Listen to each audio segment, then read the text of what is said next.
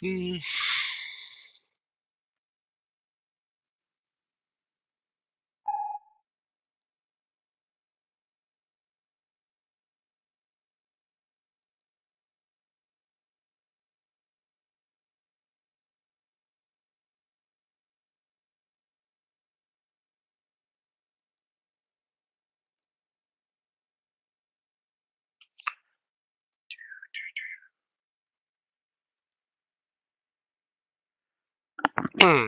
Hi. The Ultimate Showdown of Ultimate Destiny. I don't know what that is. Where's my pen?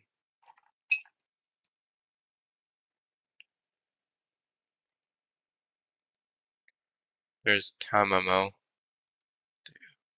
Fix some of the line art. But we're not working on Tamamo today.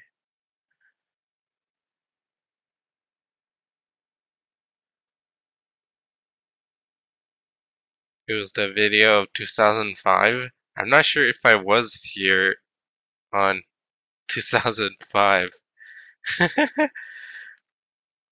Oh, wait. I probably was.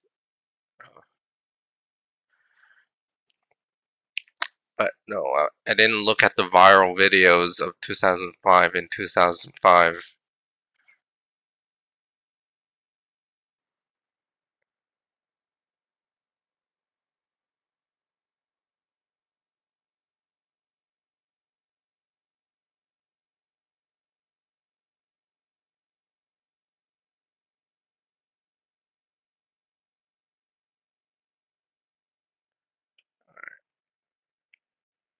I'm doing another Patreon drawing stream, uh,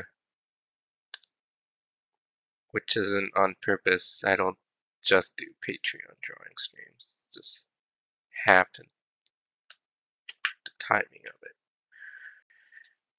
So, to look at Jin K again, and Kurai wants Jin K with cat ears and bunny ears. I have no clue how that's gonna work. Um, Also, not the best at drawing Jin K, because there's not a lot of good reference pictures of her. So yeah, it's looking a little bit different.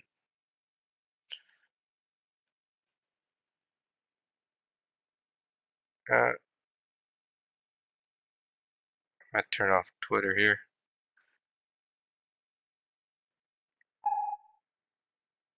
Newgrounds. Oh, the only stuff I remember from Newgrounds are the anime stuff, which is kind of terrifying in some way. She's gonna have 6 years. She will.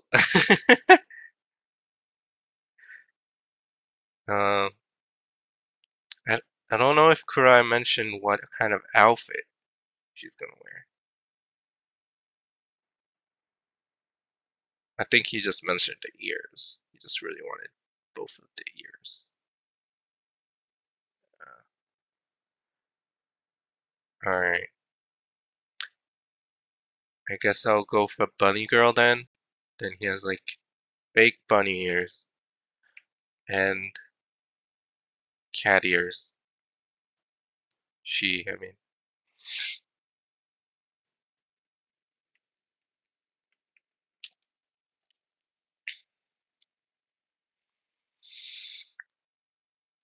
I'm not very confident about this drawing. I don't know how I'm gonna draw 6 years.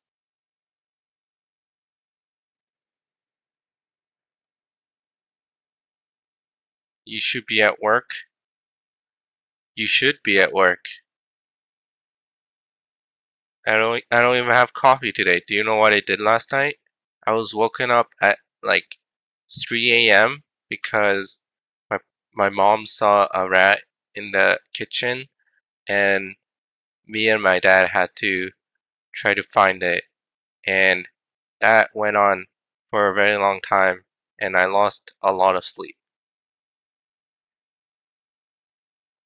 The end of the end of the story is that we didn't find the rat. It escaped. I think we covered up the hole it came from. I don't know. I haven't seen a rat in a house in like years because we hardcore like covered up any entrances that could have come in.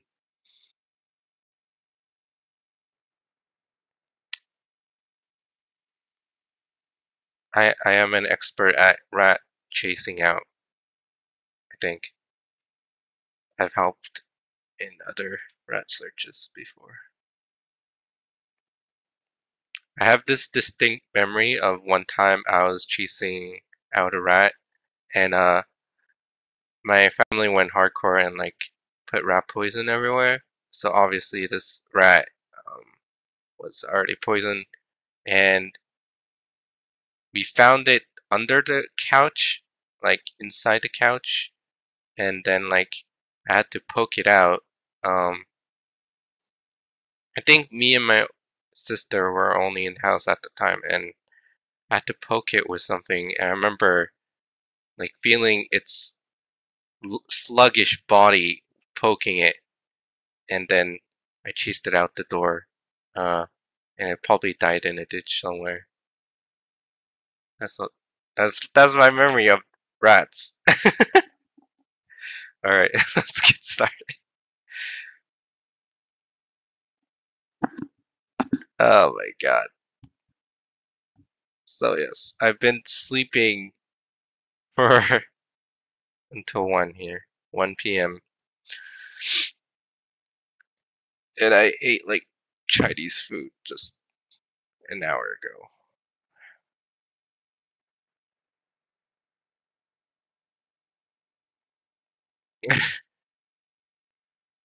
It's funny because last night I was like trying to poke through inside the oven to see like if to see if the rat was still there, and then like there's a bunch of traps behind the oven, and I set one off, and it shocked like scared my mom a bit because there was like sound of the trap.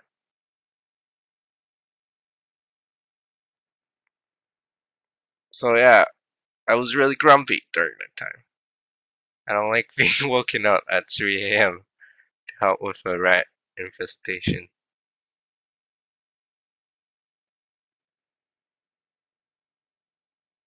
Thank you. I'm a sound effect designer.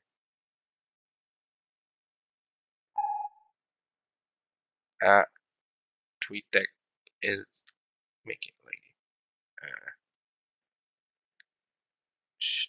Chef is going to 7-Eleven.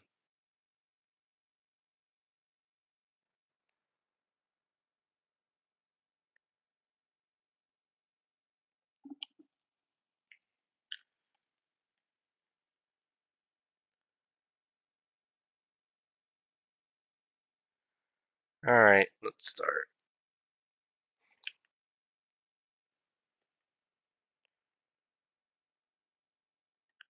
Incidentally, Kurai is asleep, I think.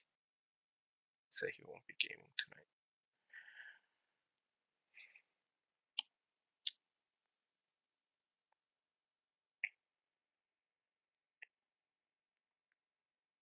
tonight.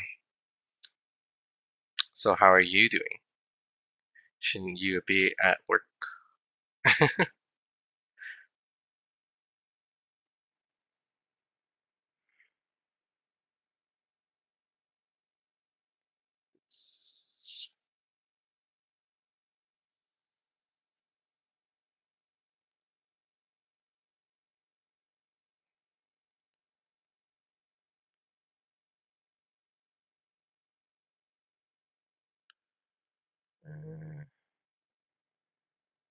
Let's see.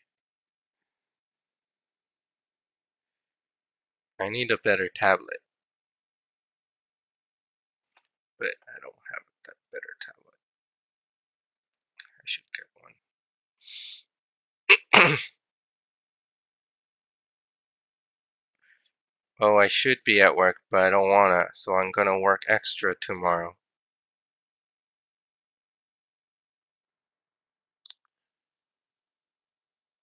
But I don't know if that's a good idea. So will Kemino season 2 bigger budget than season 1? Or will it look the same? I mean, I feel like they can't really change the aesthetic now. Like, it has to look the way that it has been. I mean, in a way, good for them because they don't have to spend a lot of money for Kimono Friends animating it. Oh my god.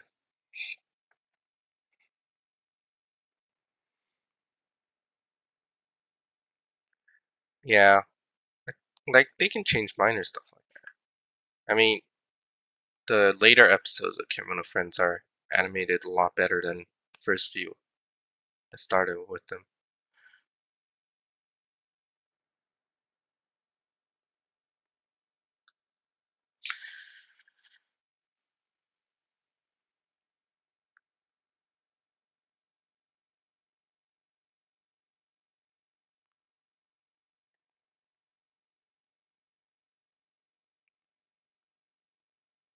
I have a window for the reference here.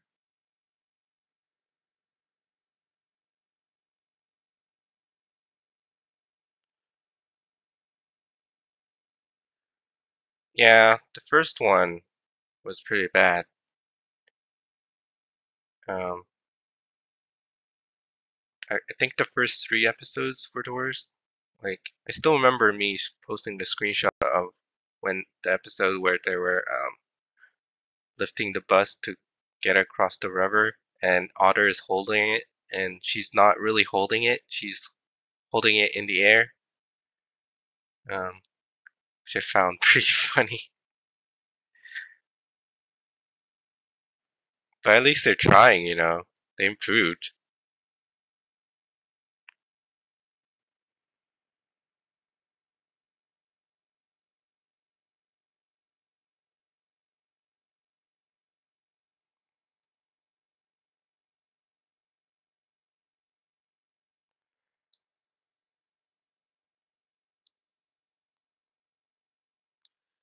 Uh,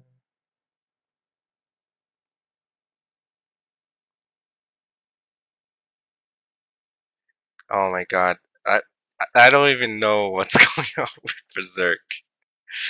It's like it's like they purposely made it look bad. Why do they even have the license to Berserk? That is just so strange. Like, how did they get this like really famous manga title to animate, but then are like have no experience with 3D?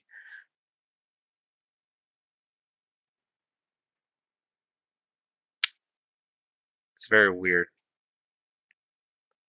I haven't watched it though. I don't intend to. And they went on for like 2 seasons, which is just incredible to me. Like, I saw it by like season 1. Like, people said no. Just no.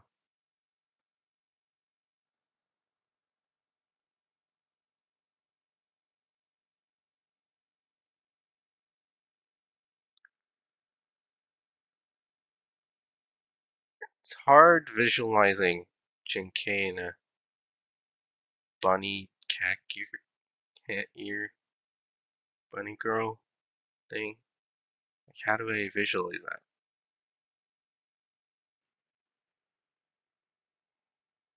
It's like, it's different than like visualizing Tamamo with the saber face because I don't know how that would look.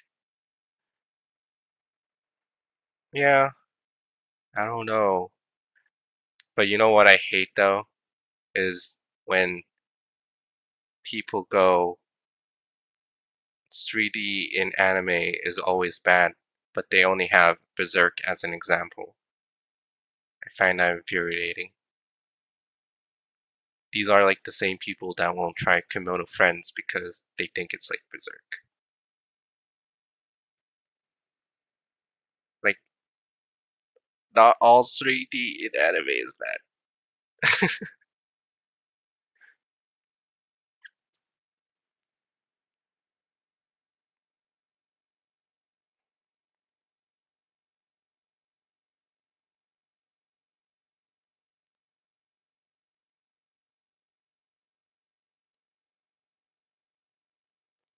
It's okay, we don't need casuals watching Kimono Friends.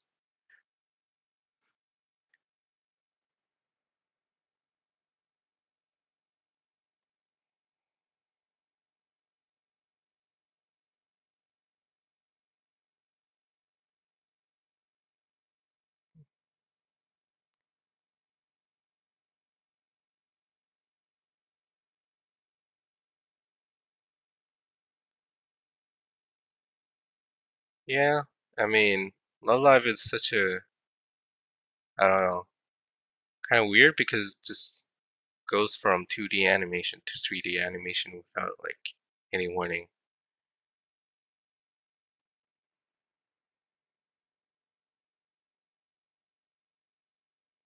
I guess they were trying to like imitate the music videos that already come out before it, right? At least with that anime.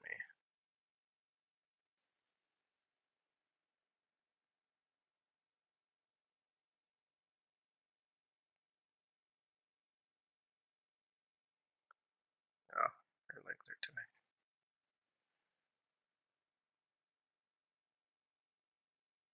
Does Strike Torches have 3D? I didn't know. That's new information. Only in action scenes. Yeah, I think the problem is that people only complain about CG when, it's blindingly obvious, but like animes use CG all the time. Like Prisma Aelia has, those one things that are CG, but like nobody complains about those because they mesh in. It's only when like the extreme case like Berserk, they kind of just assume that all 3D is like that, but like all anime uses a lot of anime uses CG. Just people don't notice it.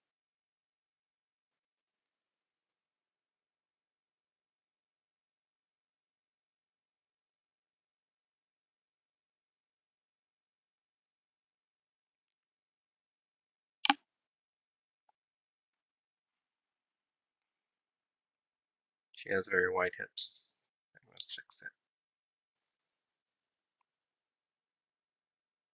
it.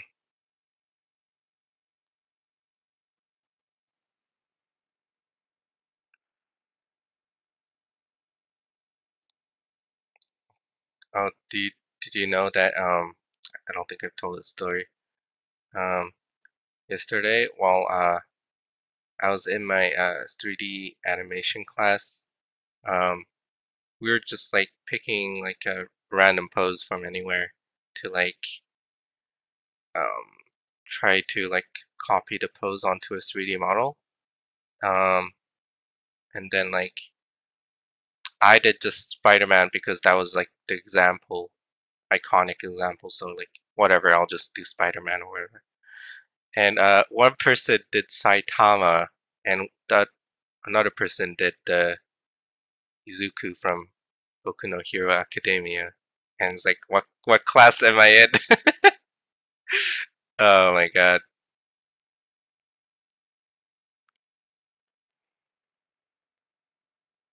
I think I did pretty well because like right after like the teacher does critique, um, and he said nothing of mine. He just kind of skips through it. It's like, oh, that's good, and he just kind of moved on.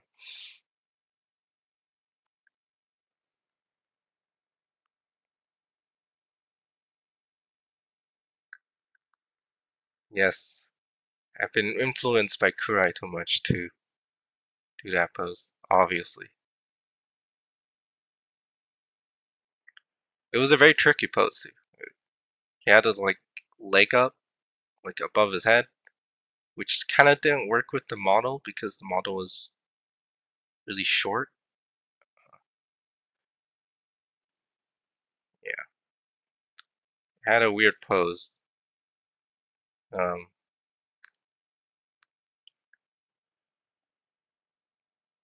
it's funny because I think the One Punch Man who did the One Punch Man one had a really long critique because it was a really hard pose. He did the pose in, the the poster, the anime poster, where he just has one arm up above his head, like he's punching.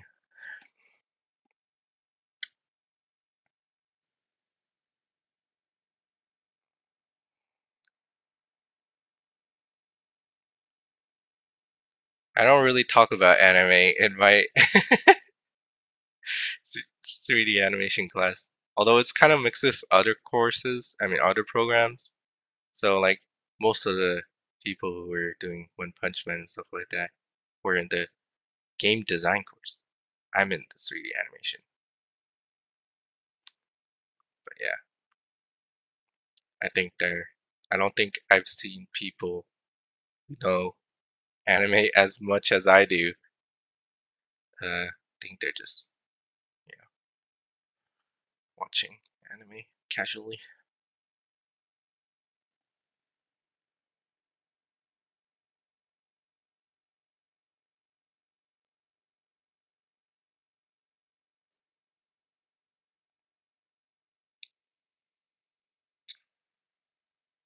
I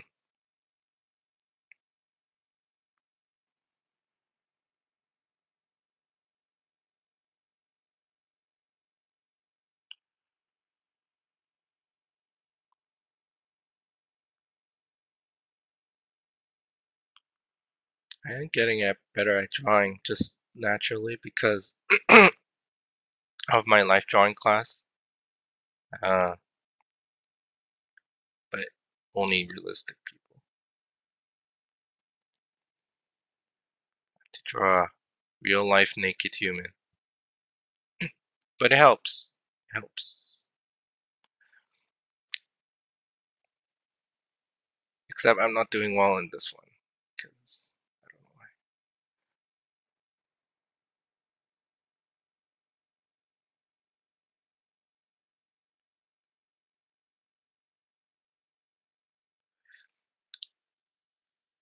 why. Probably not. Did you see Pocky's comment like yesterday? Kurai just like tweeted at me like a One Piece fan art where the artist was saying like One Piece girls are really hard to draw because the hips are just way too small. So they kind of just drew it normally, I think. And then Kurai tweeted that, quote tweeted at me, and I found it funny. And then Pocket. So I've been trying to draw less stick legs, but sometimes it doesn't work out. I just draw really thick legs. Oops, the legs should go like that.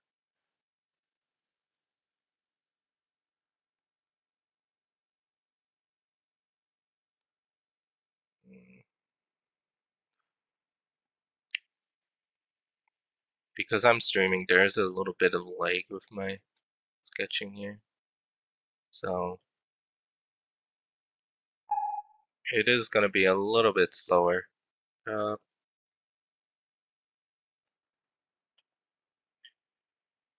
I don't know if turning off TweetDeck is going to help a little bit.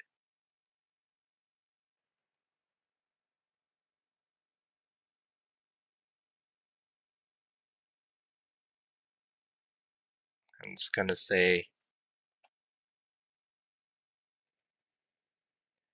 no to CERN.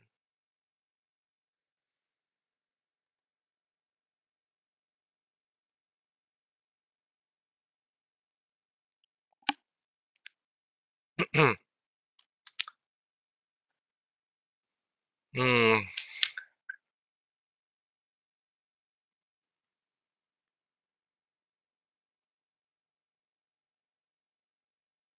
But yeah,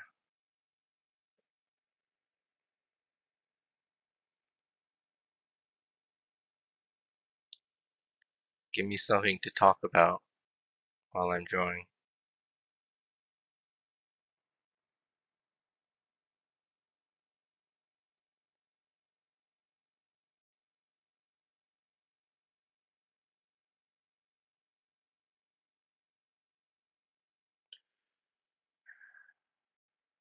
I like how the Tamamo drawing turned out.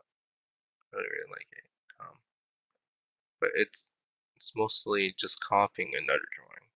So that's probably why I like it. I don't really like my own art. Um,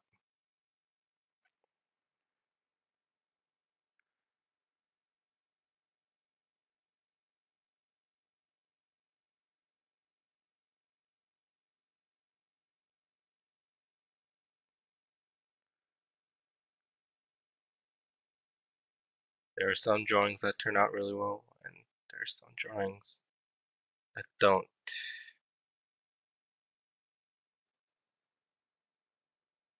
I think this is one of them.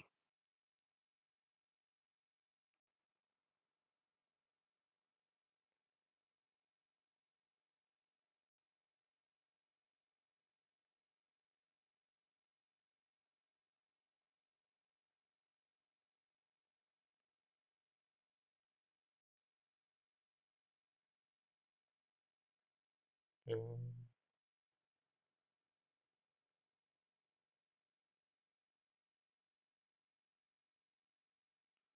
I don't know. I have to study how Jinke looks here. Jinke. Oh, that's not Jinke. That's a picture of Momo. Tamamamomo.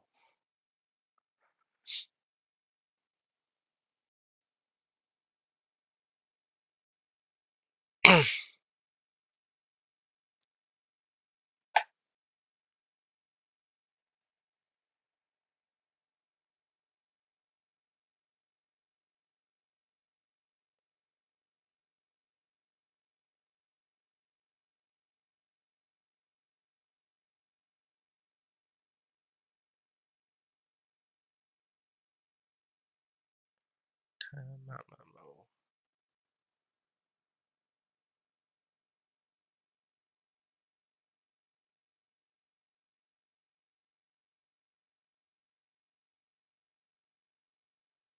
Should be more rough with my drawings. Um, it was pretty rough with the Tamamo drawing, actually. There's a lot of messy stuff there. But then I did like an outline for it, which is why it's more neater. Look at how her hair looks.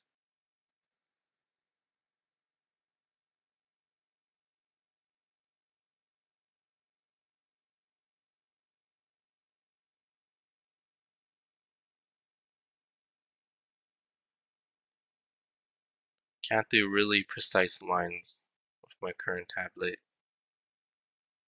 which is why over the years I've unconsciously adjusted my art style to be really messy. Can't do really thin lines, unfortunately. I can do it on paper, I think.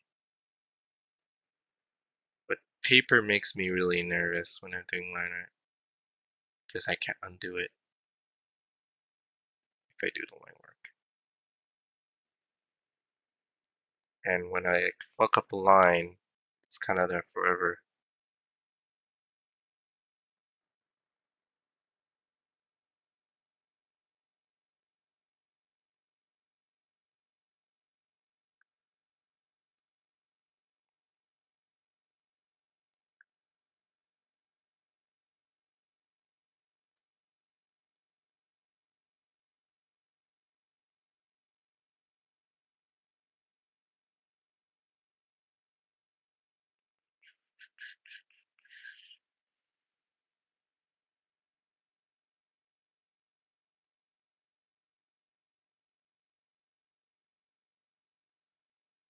Think maybe the face is a little bit too big.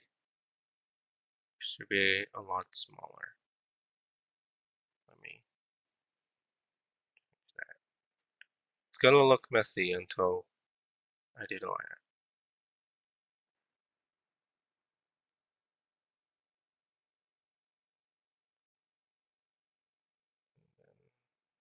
That.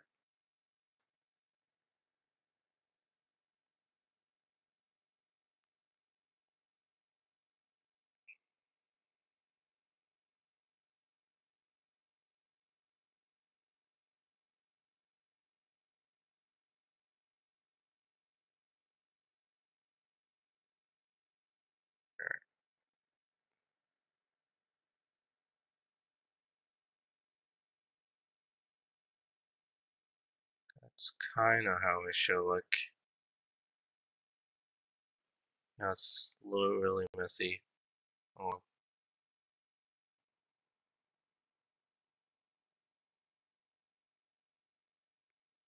anime characters are kind of difficult doing the head because they have really puffy hair a lot of the time, and sometimes the hair volume is as much as their head. It makes it really hard to just concern where everything is.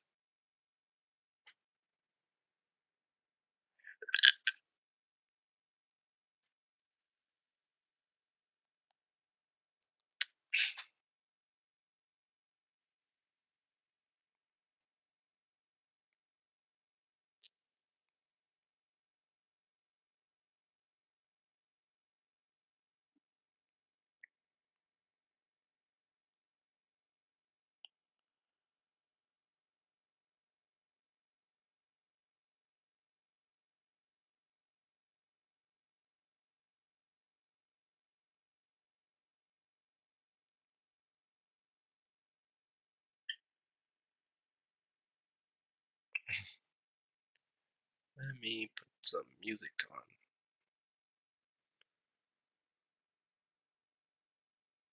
Or maybe not.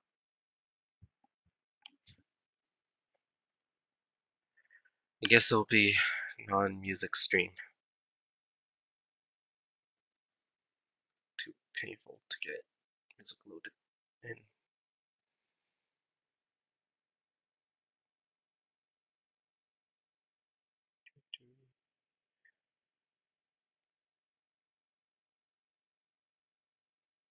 I'll be watching it like 2 frames per second right now. Not even on my Ethernet cable streaming. Should have done.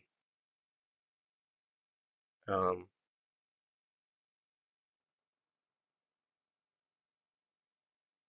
yeah, I should have done that. Oh well.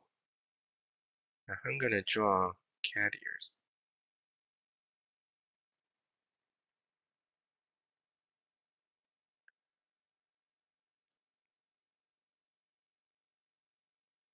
Something like that.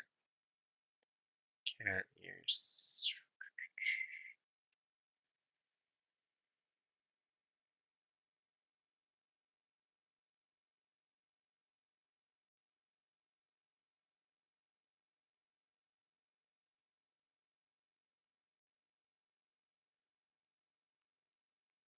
Cat ears will be part of her natural head. But then she also has bunny ears. Fake bunny ears. Because she's a bunny girl. Bunny girl. Let me erase this part. There's 3 people watching. I don't know who the other people are. Hope it isn't counting me. This one of the viewers. That'd be kind of weird. Sometimes it does that, and I don't know why. Um, not a stream watcher.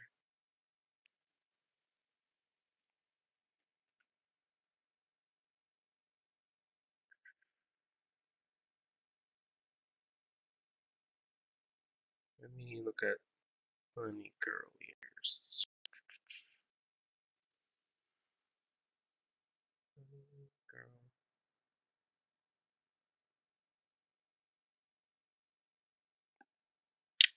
I have so much drawing to do that it is insane.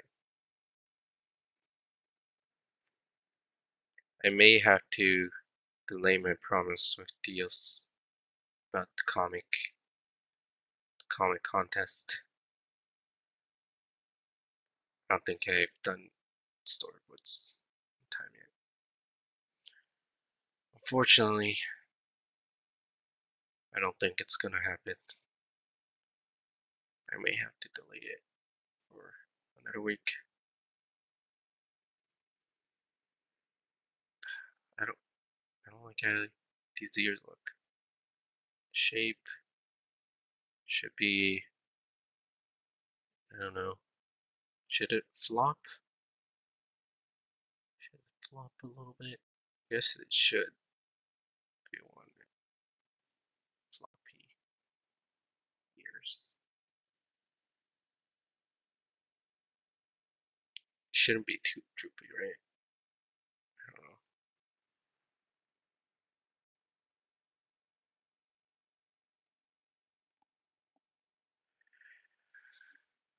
The ear should be bigger. Ear. That.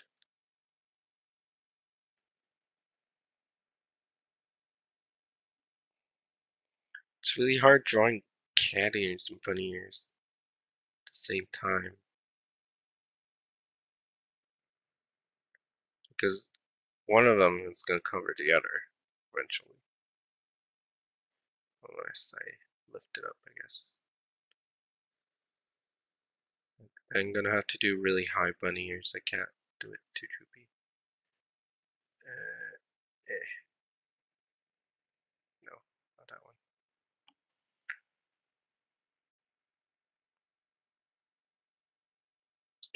one.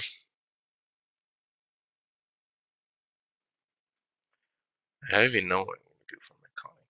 Still, this is too vague.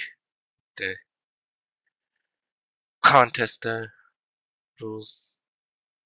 I don't get how I'm supposed to do fair play as a silent manga.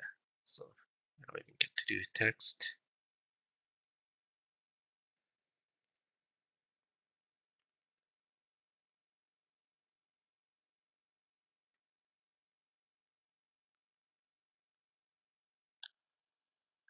That kind of looks better. I just made the bunny ear larger. It kind of goes over to cat ear. Um,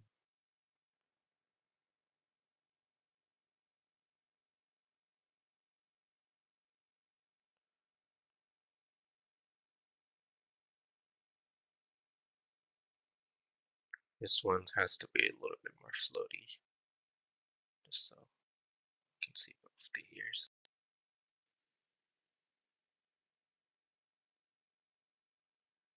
But it looks like a mess right now. Oh well.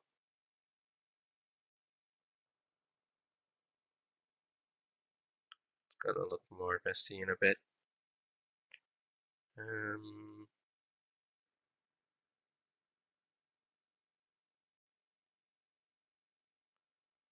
so that's kind of like the band.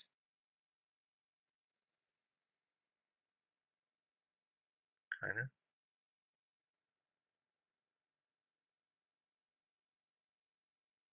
I do bunny girl band work.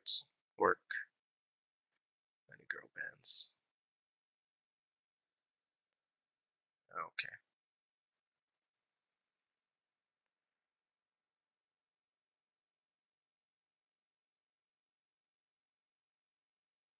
That kind of looks weird though.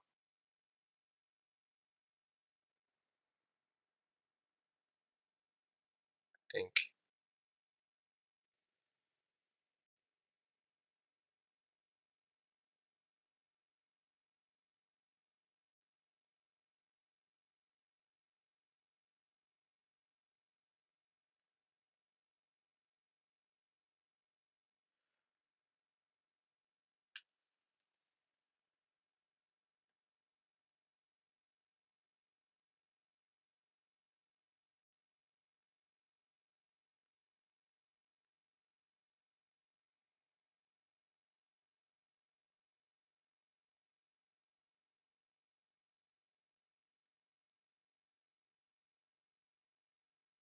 Hmm,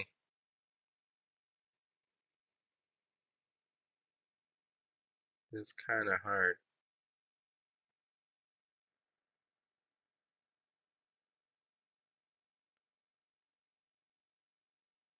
Here we go. Yes, that works. No, not really.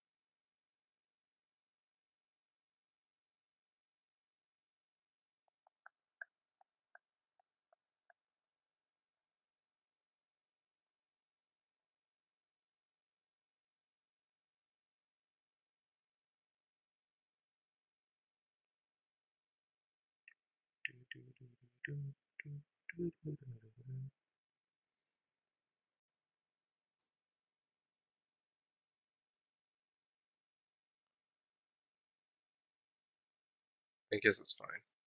There's nothing I can do here.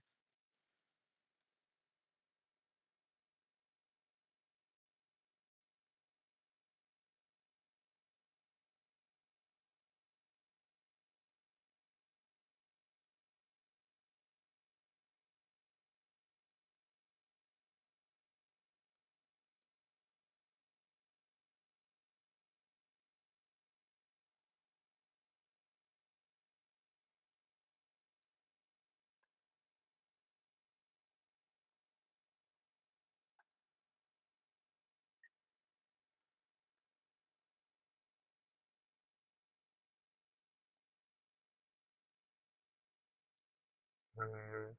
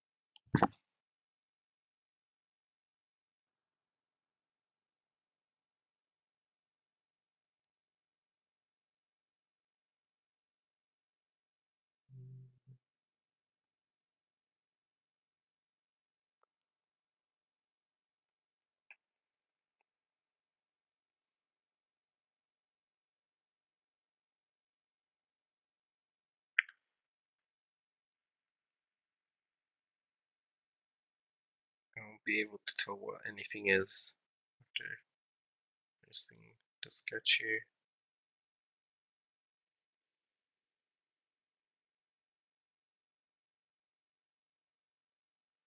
It's fine. Yes, I should do the eyes. Let me look at Jinky eyes. I feel like I can never get it right. Just, I don't know. I try.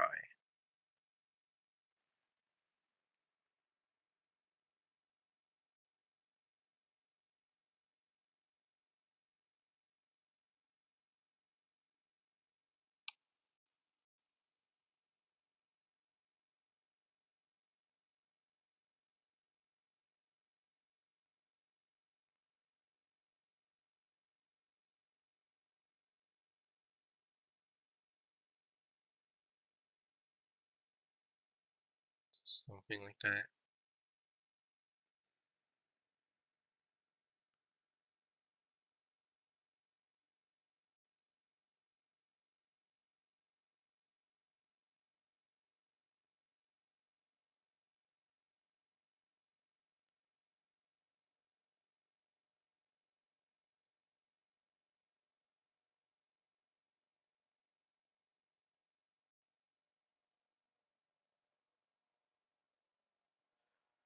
I think your head is too big here.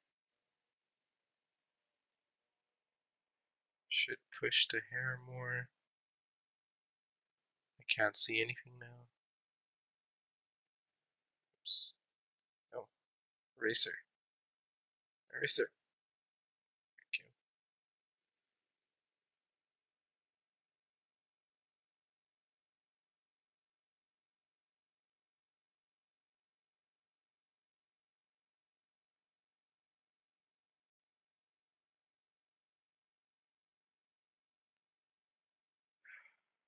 I don't like the body.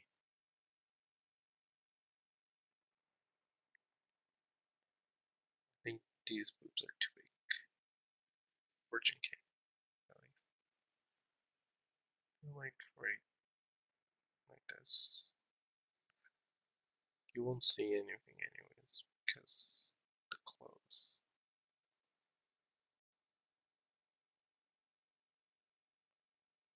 Just kind of like that. That. I wish I was better at drawing boobs. I appreciate really nice drawing boobs. Not big boobs, like ones with nice shape, despite the size. You know, whatever size it is, just nicely shaped boobs. I like those.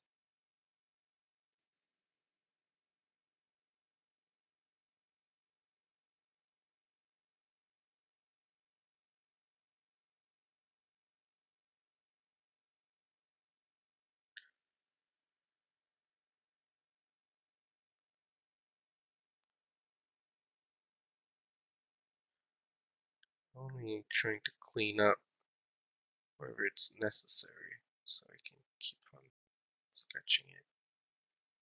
And color is too high. Like right here, maybe. I have no clue. It won't matter, but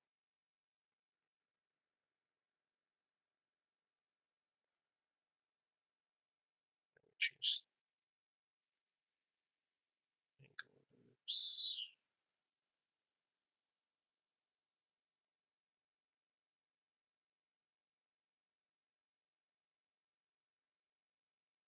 Dun dun dun.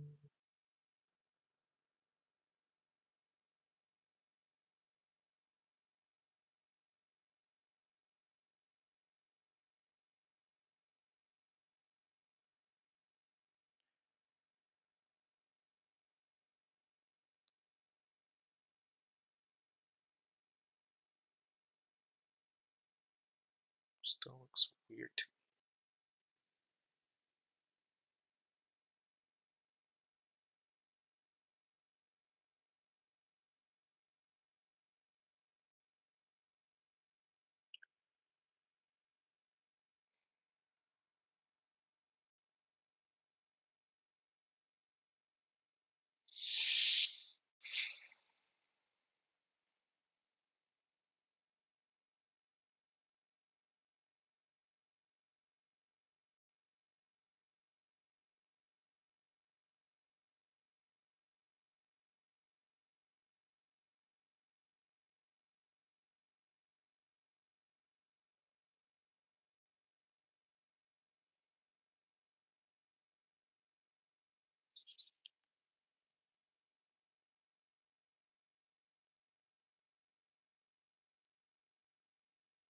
Alright.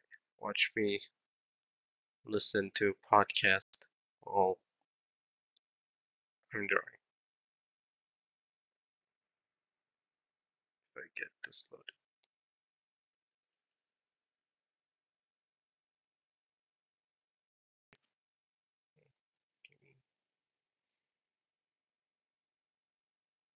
Give me a Hello Internet podcast episode. Alright.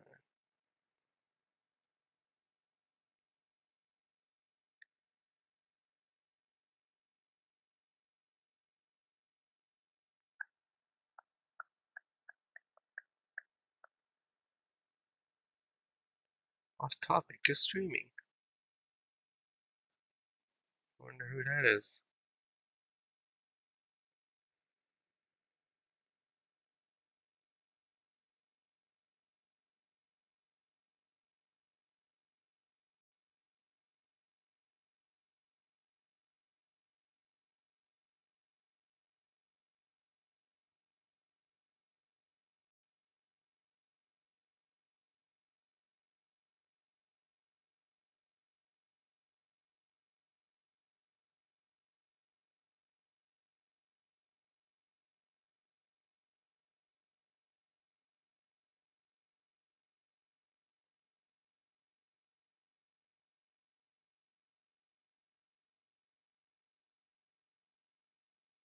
I know you don't like talking about dreams, but okay. it's not normally that scene I get my first. Oh god. Well, you don't normally open with dreams, my friend. So one minor bit of follow-up, and I feel kind of almost guilty now to our Norwegian listeners after my fun little joke last episode about Magnus Carlsen being from Sweden, which I deliberately said and then pointed out he was Norwegian. That did cause a minor kerfuffle among Norwegians who love their Magnus. So apologies to those people. It was a joke, which I said very quickly it was a joke. But how much feedback did you get, Brady? Because you were deliberately provoking feedback from people who listen to the podcast, pause immediately in their rage and reply to you. So I'm curious, how much feedback along those lines did you actually get from people? Probably 20 to 30 people. That's not too bad. That's not too bad. And I did get a few tweets where people were like tweeting angrily at me and then a few seconds later like sending apology tweets. My favorite, which I think I shared with the Twitter audience, was I was looking at my timeline and there was one person who followed me, 2 seconds later angrily tweeted me, 5 seconds later sent a tweet saying sorry, and you could see the whole thing play out on the Twitter timeline in real time. It's quite funny. I will point out that Magnus Carlsen did win the World Chess Championship. Oh, did he? Okay. He did, but in circumstances that make me unhappy. Oh, why? What happened? Well, they played best of 12, which might sound silly because it's an even number, but because you get so many draws in chess, it's irrelevant whether you play an even or odd number of games, really. They won one game each, and all of the rest were drawn. This was against the Russian Sergei Karyakin. It was 6 points all after 12 games, because you get half a point each for a draw. And then the way they decided it was with this tiebreaker situation. And there were this series of tiebreakers they were going to go through. The first was in one day they played a best of 4 rapid chess games. Oh, like speed chess? Yeah. Maybe it was like hour-ish games. And if that didn't sort it out, they were going to go to a faster version. And if that didn't work out, they were then going to go to this form of chess called Armageddon chess, which has got super extreme time limits. And if no one has won by the time limit, then the person playing the black pieces is declared the winner. So there has to be a winner of Armageddon chess. Wow, that seems deeply unfair on every level. Well, I guess, White has the advantage of starting, and I don't know. It didn't matter because it was sorted out in the rapid chess. In the first best of 4, they played 2 draws, and then Carlsen won the next 2 to be crowned world champion. They already have like world championships of these other speeds of chess. So I think deciding like the ultimate world chess champion in the long form of the game, having it then decided with this other form of chess, is deeply wrong. And also, it's well known that Magnus Carlsen is very good. I mean, he's very good at all chess, obviously, but he's considered to have an even greater advantage over Karyakin at speed chess. And I think the feeling was once things sort of evened out, he would be happy to play for the draw because he thought he could take out the Russian in the speed chess, which he then did. And I think this is unfair and a wrong way to have sorted out the World Chess Championship in the long form of the game, to have the world champion basically decided by the guy who's the best at rapid chess. I'm not happy. I still think Carlsen's the best chess player in the world, and perhaps I think the fairest thing to have done with a draw championship would be for the defending champion to have kept his title anyway. So I'm quite happy that Magnus Carlsen has remained world champion, but I don't like that it was sorted out in this speedy chess format. Yeah, I'm going to completely agree with you here. I mentioned last time that I used to play chess, and then I got kind of bored with the game when I realized it's about recognizing patterns. But I did for a while continue to play very rapid speed chess, so where you put maybe 5 or 10 minutes on the clock for both people. That was fun because it was just a totally different game. You couldn't spend a lot of time thinking about stuff.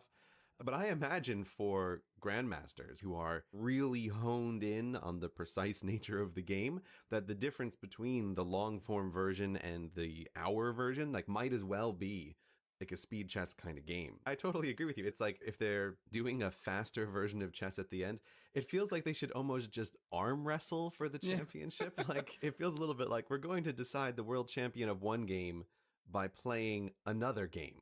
I agree with you. I don't like it. I think they should just keep playing until somebody breaks the draw. If it takes 100 games, just keep playing. That's what they should do. That could have been pretty awesome. Just so you know, by the way, rapid chess can have different speeds between 10 and 60 minutes. In this particular case, it was 25 minutes with 10-second increments per move. That's still reasonably fast, though. Interesting. Yeah. The Blitz game, if it went to that, it would have been 5 minutes with 3-second increments. Yeah. And then if it went to the Armageddon game, which kind of would have been kind of cool, it's actually white pieces get 5 minutes and the black pieces get 4 minutes on the clock. Yeah, I agree with you. It would be kind of cool to see it go to this Armageddon version, but it feels totally arbitrary. This feels unsatisfactory.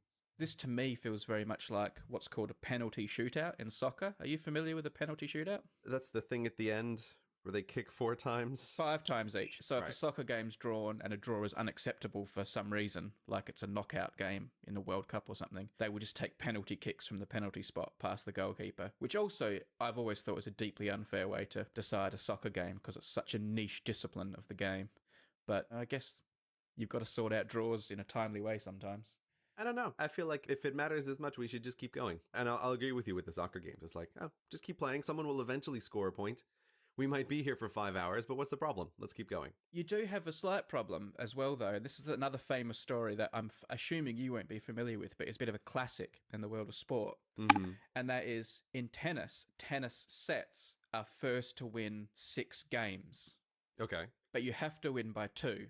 So you can win the set 6-4 or 6-3 or 6-2, but you can't win 6-5. Huh. Okay, so there's a margin you have to overcome. Yeah, you have to win by 2. This is to compensate for the fact the person who serves in a game has a big advantage. So you have to break the other person's serve at least once. This is why it exists. I like your intense sports voice. You use this every once in a while when you're talking about sports.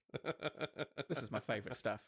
It used to be in the olden times you would just keep playing, and it could go to 8-6 or it could go to 10-8, and you would keep playing until someone got an advantage of 2. Someone broke the other person's serve. This resulted in the introduction of the tiebreaker. So if a set of tennis gets to 6-0, you play sort of a special kind of mini game called a tiebreaker. It's like a penalty shootout or like a blitz game of chess.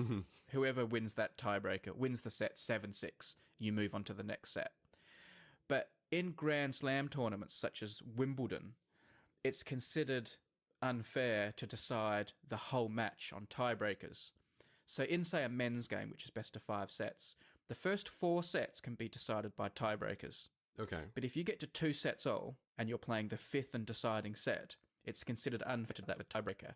So it goes to the old-fashioned way of you have to win by 2. And like you're saying, you could play forever. You'll just keep taking it in turns games, one person serving, then the other person serving, until someone wins the set by 2. There was a very famous match in 2010 at Wimbledon between a guy called John Isner from the United States and a guy called Nicolas Mahut, who is French. Isner won the first set, 6-4, and then Mahut won the second set, 6-3. And then the next 2 sets both went to tiebreakers and were shared. So it came to the 5th set. Both of them are quite good servers, so it's hard to break their serve. And this set went for a long time. And in fact, it was finally won by Isner. The final set was 70-68. Oh my god. And the tennis match went for over 11 hours and was played over 3 days. Whoa. One was serving, then the other was serving, and like they couldn't break each other's serve, and it just kept going. It's been called the endless match. Wow. So that's the danger you could have had with Kariakin and Carlsen. Imagine that, a year and a half, just draw after draw after draw. Maybe in retrospect, I am underestimating just how closely matched the best in the world can be. And so my formula of just keep playing until you break the draw might actually be a terrible idea under many more circumstances than I think it would be. I would still prefer it. Or you just say that the world champion retains their crown if they can't be beaten in the format that is given to the challenger. I don't know. I guess that's a bit unsatisfying in this day and age, but... But I think that seems not unreasonable. Okay. I do have to say, Brady, though, listening to you describe lovingly all of the little details of the sport, which rapidly fly by me as soon as you have said them, I feel like I am forever dreading and looking forward to the inevitable day when you take me to a cricket game and explain all of the cricket to me. Like, this has been on our list of things to do for a long time. I do want to have it happen, but listening to you talk now, I have that feeling of like, that'll be a fun day.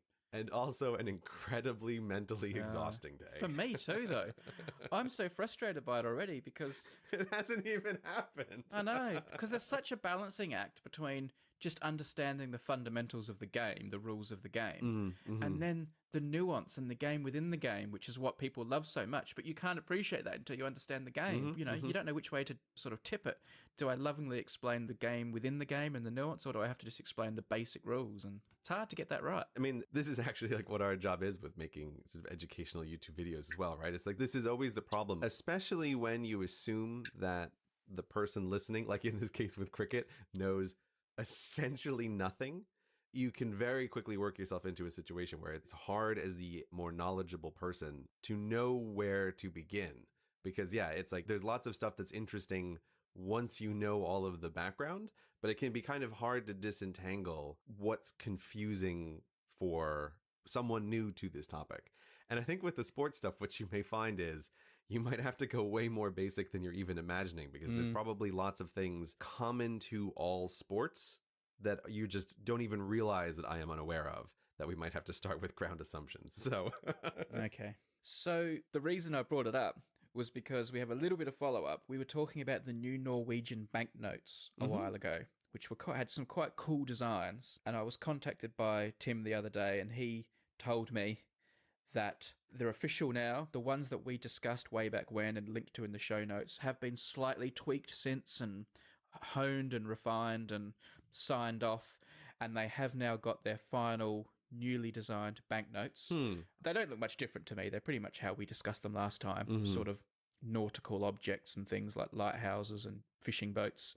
And then on the other side, a really weird, abstract, blurred pixelation of the same images. But that was all well and good.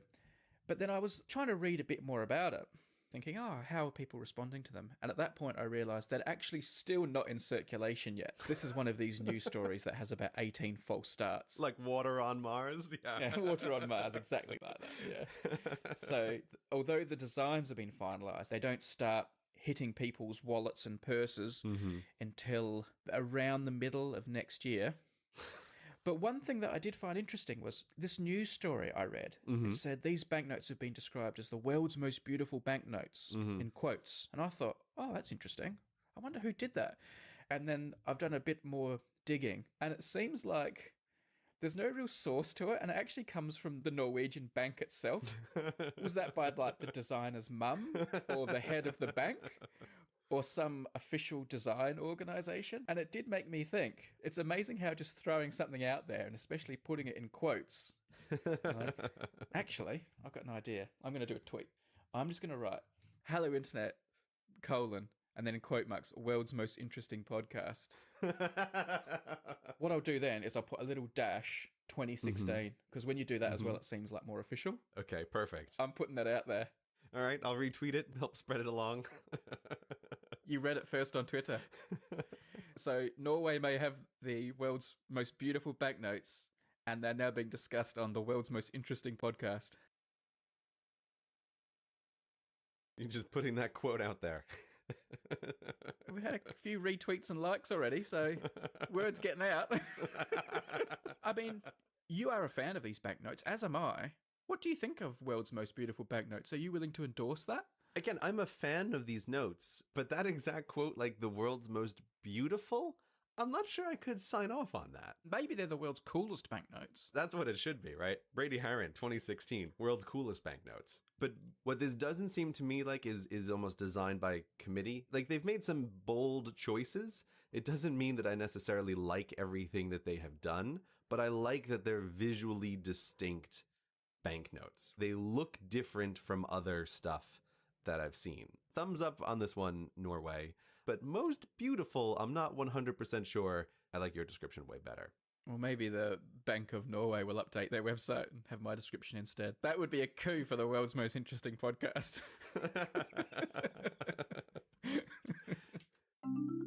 On this holiday season episode of Hello Internet, I want to welcome a fantastic new sponsor to the show, Away. First class luggage at a coach price. Just the other day, I found waiting for me in my office a surprise. This company had shipped me their travel luggage to take a look at, and I have to say, I am really picky about this stuff, but I am very, very impressed with their luggage. Away is a company that was founded by two friends from New York who found themselves at JFK with dead phones, delayed flights, and a bright idea. Luggage with power. That's actual electrical power is what they're talking about here. Not only have they manufactured a very high quality, really sturdy suitcase, they've also put into it a battery with USB and micro USB outlets to charge all of your devices while you're traveling. I don't know about you, but when I'm traveling, I always get really paranoid about the battery on my phone. Actually, paranoid isn't the right word because I really do run into this problem all the time where my phone just runs out of charge when I'm traveling. Even if I put it in low power mode, it becomes a thing that I have to babysit.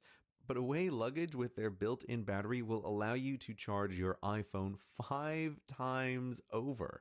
Having that while you're traveling is just such an incredible peace of mind. It takes the phone's battery from something that you have to worry about and that you have to babysit to something that you just never have to think about. But this is just one of the features that impressed me with this suitcase. They're also using just such high quality materials. It just feels like a really solid suitcase as soon as you touch it. So many suitcases, they're really flimsy, right? The zippers don't zip very well, right? The outside materials don't feel sturdy and strong. Not this suitcase. It's made with premium German polycarbonate, unrivaled in strength and impact resistance, while still being very lightweight. The other thing that really matters is it's a 4-wheel suitcase. Now, if you've never used a 4-wheel suitcase, you need to change the way you live right now. If you think 2 wheels is adequate, you are wrong. The difference between 4 wheels and 2 wheels on a suitcase is just as big as the difference between 2 wheels and no wheels.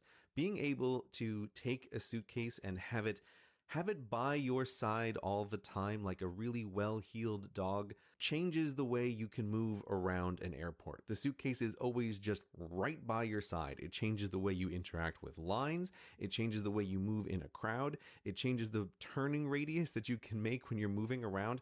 It's so fantastic. But not all 4-wheeled suitcases are made the same. So when they sent me this suitcase, I took it out the other night on rough London streets under all sorts of different circumstances to make sure that these wheels worked really well, and I have to say they passed with flying colors.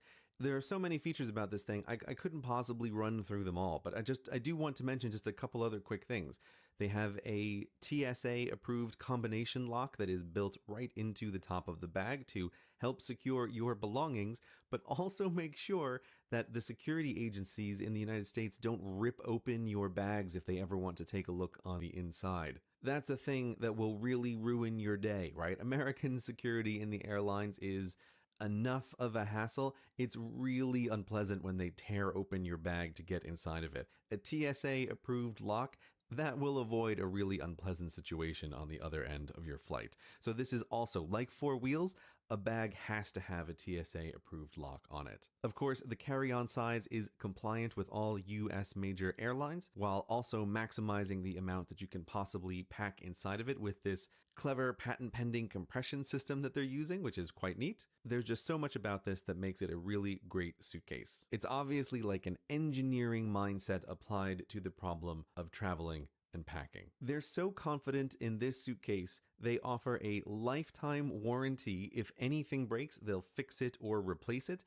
and they give you a 100-day trial to use it. You can take this suitcase on flights for 3 months to put it through its paces and see that it is the correct suitcase for you. And if you don't like it, you can return it for a full refund, no questions asked. So right now, go to awaytravel.com/HI to get $20 off your suitcase when you use the promo code HI during checkout. And if you order by 1 p.m. Eastern on December 21st with 2-day shipping, your suitcase will arrive in time for the holiday, which could be great for your travel, or it could make a great gift. I'm just saying, you know, it's a fantastic suitcase, and we all know people who have really sad suitcases, and we're very likely to see them during the holidays. So fantastic gift if you want to do that as well. And if you're a really last minute shopper, or you're listening to this podcast late, e-gift cards are also available, and also much smaller to put under the Christmas tree.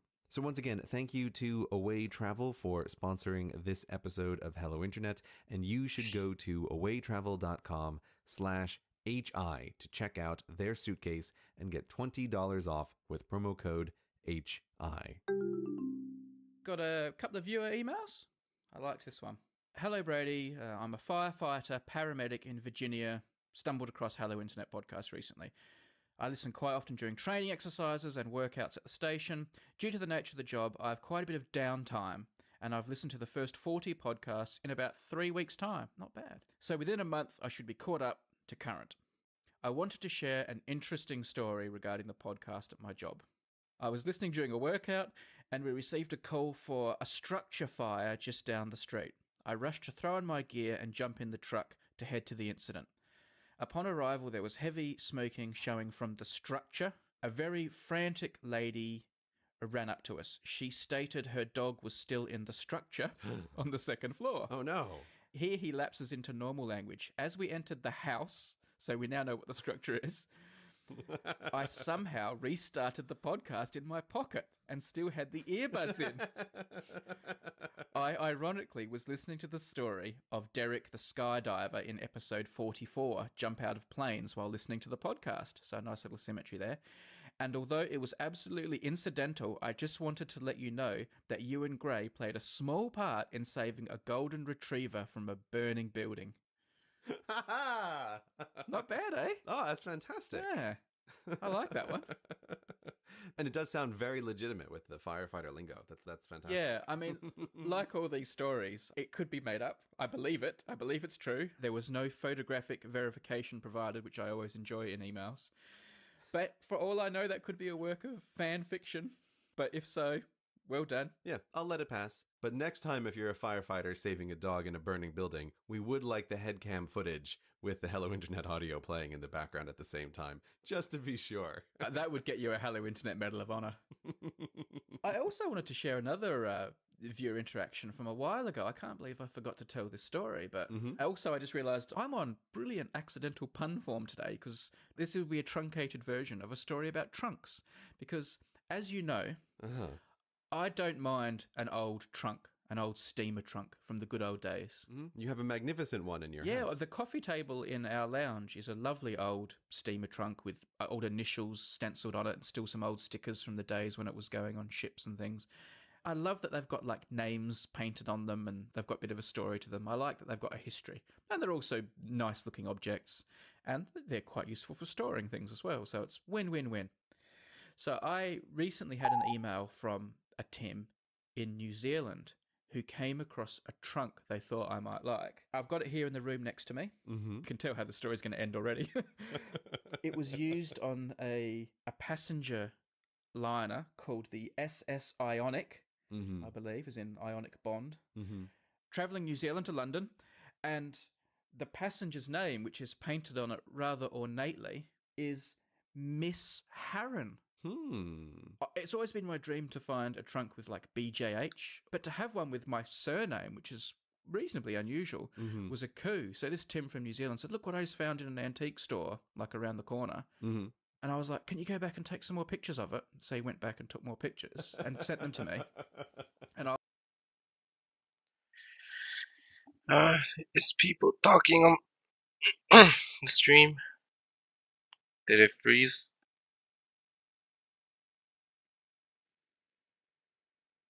Sorry. Let me refresh it.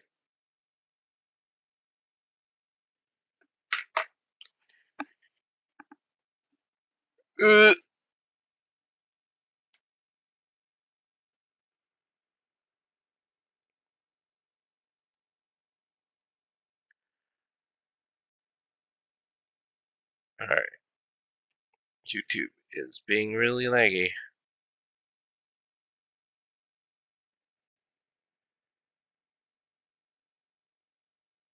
Let me find my stream.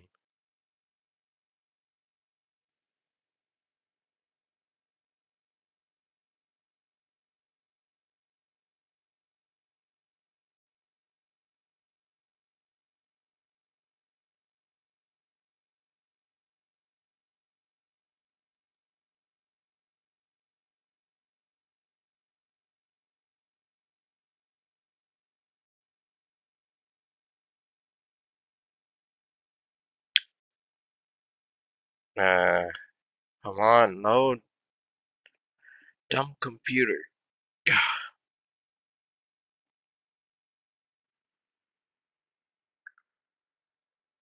just want to chat.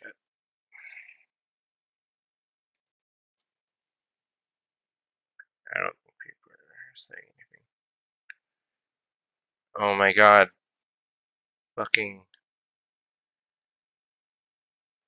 load.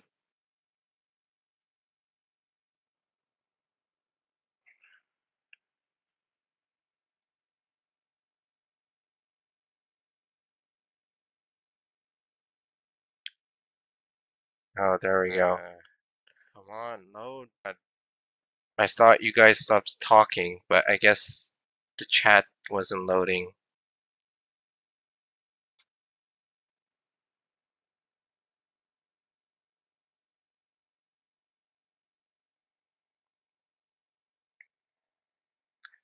Hi, Chef. Hi, Kurt.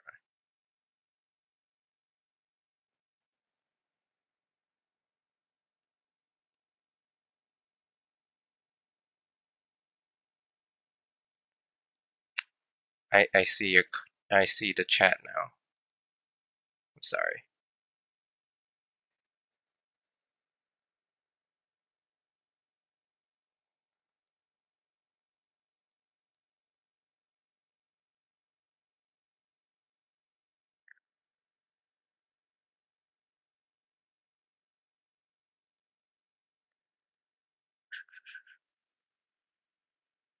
Yeah, who's Kurai?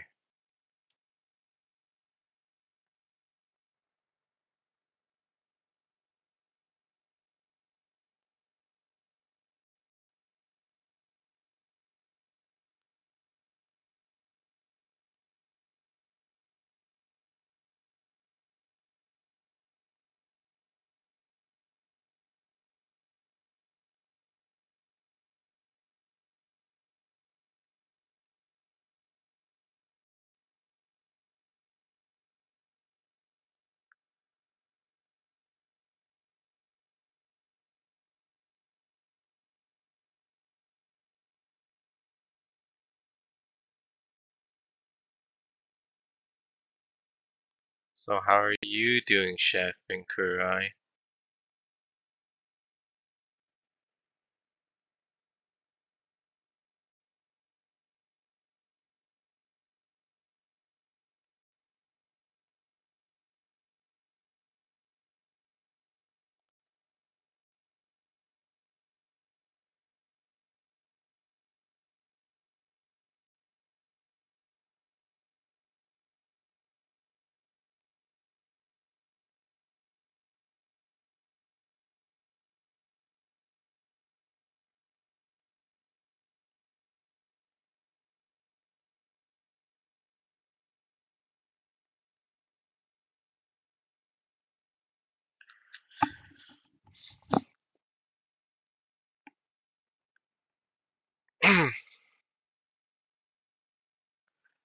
I'm doing Jinkei, if you know what I mean. Yeah. That's kind of loot.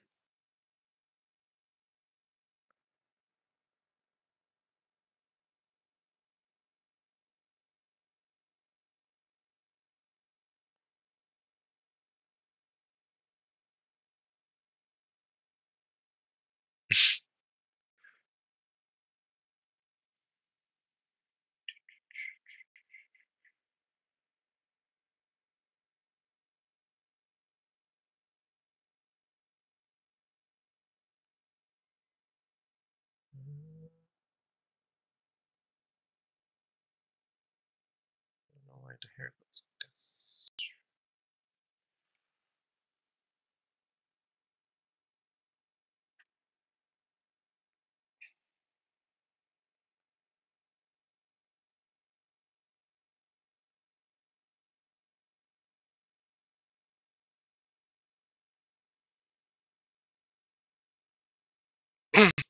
Line work takes a long time, as you can see.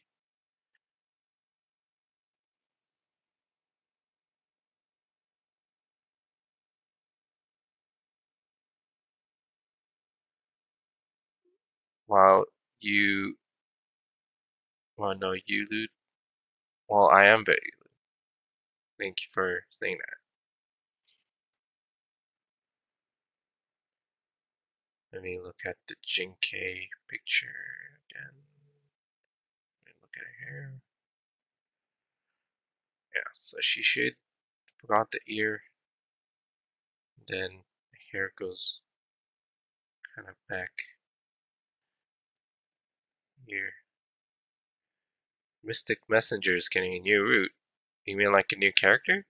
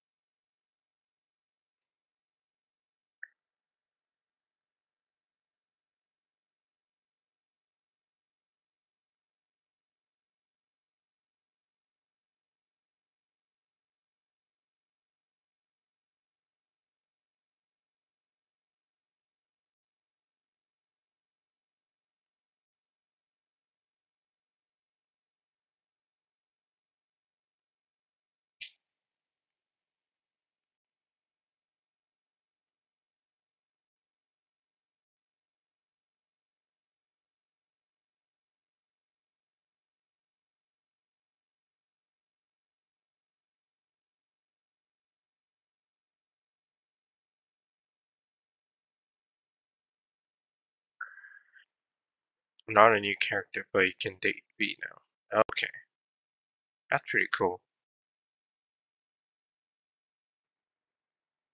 Does that mean you're gonna lose sleep again, Chef? Because that is not a good thing.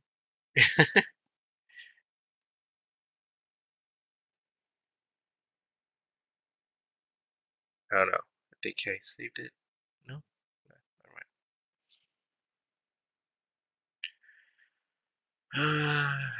How does it look?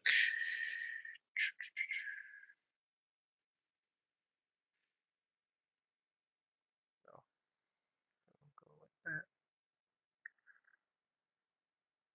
Oops.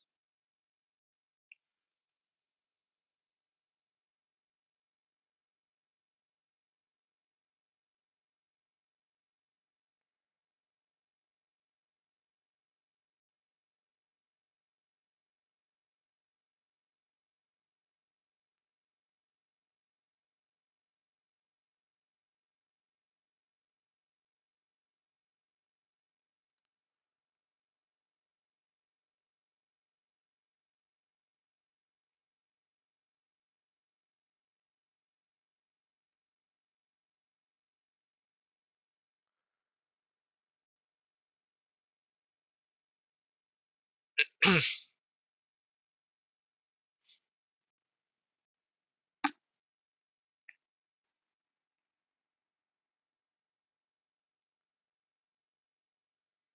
Elizabeth isn't a new character.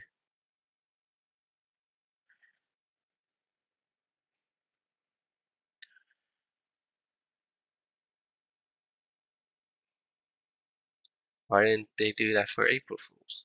That would have been pretty cool.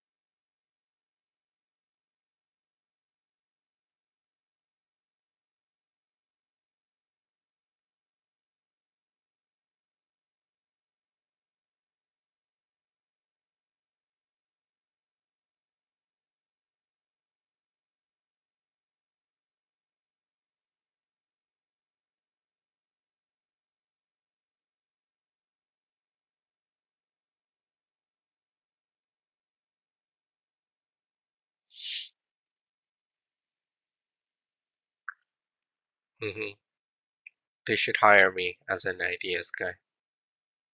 I have the good ideas. Oh, that's his birthday?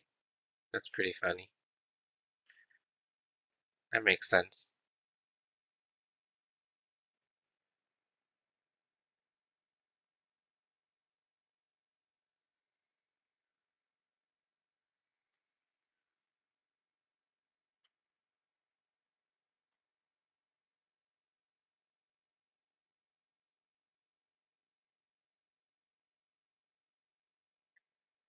No, you have very evil ideas. I'll say that.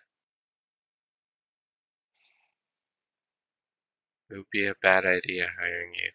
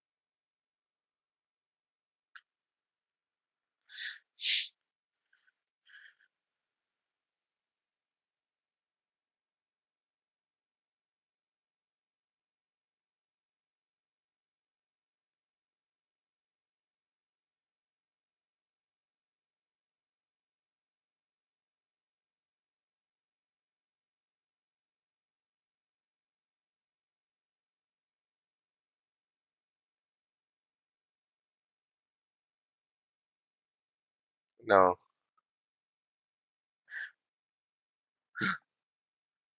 Chef, how could you betray me like this?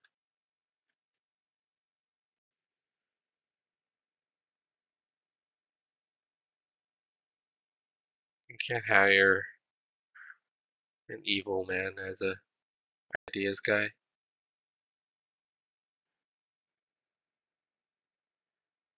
He'll make another planet.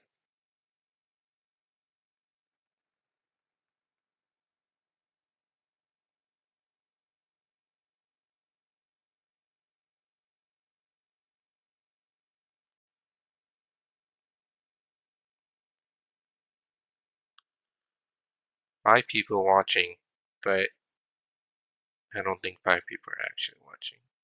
One of them just me, but I think Sammy disappeared into the ether.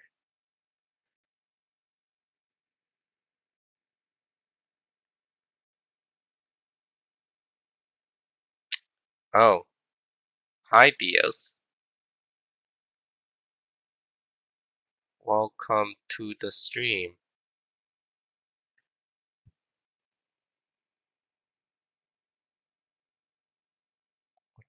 Oh, Dios.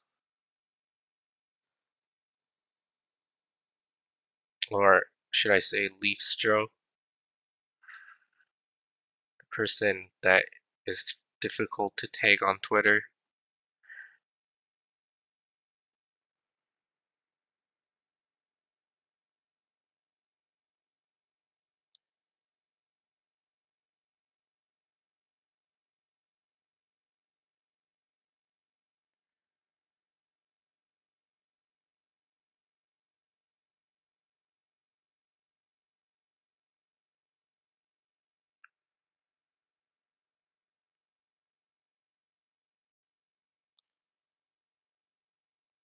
I'm just doing very boring line work right now.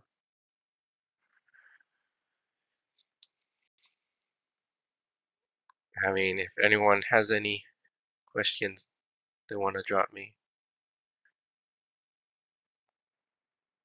I would gladly answer because I'm bored.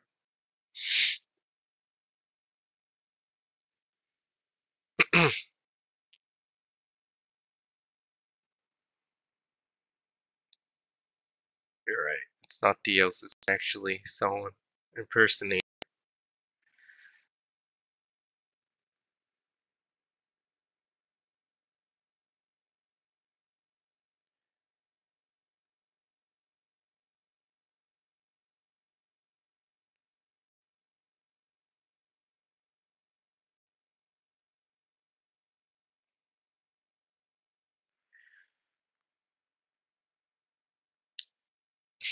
Exposed.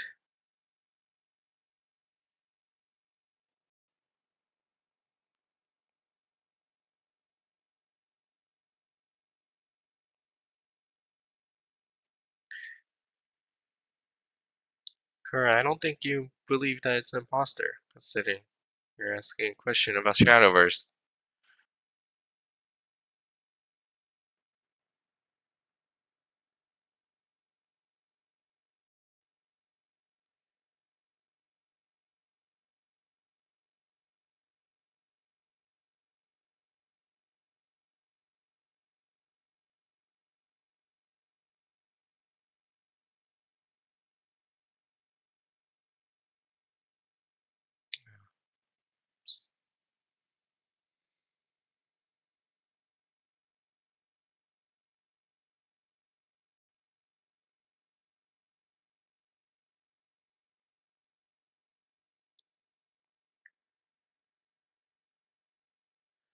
Oh, I didn't see that question, sorry. Bunny girls or cat girls?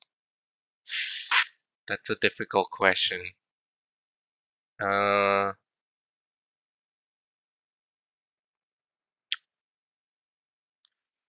it depends if the ears are real. Is it real cat ears and bunny ears?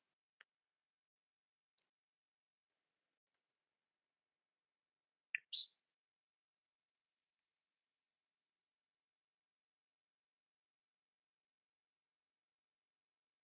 Oops.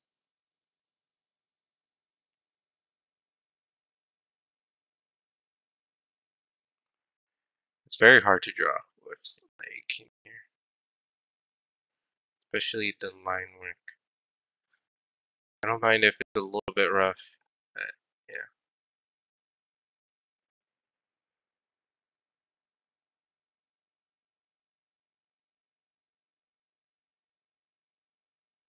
I can't say I was too surprised about the results. I'm not sure. I'm confused. What's happening?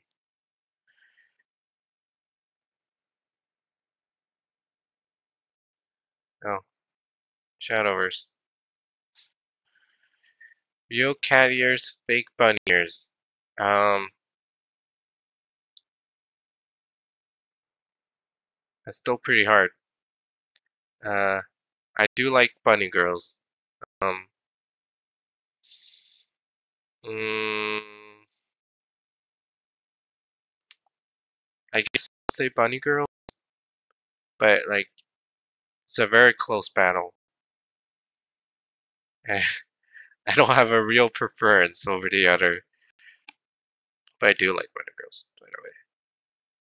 I wanna draw more brownie girls. Just a lot of more waifus with bunny girl outfits. Maybe one day. But I have too much to draw. I can't draw bunny girls.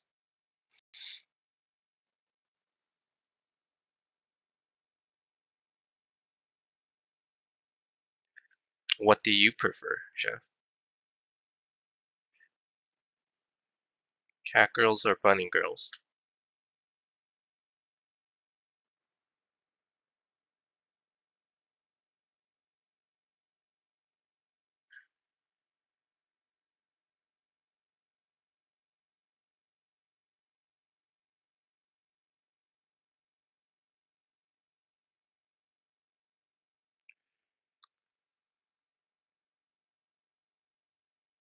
Should pause the stream on my end.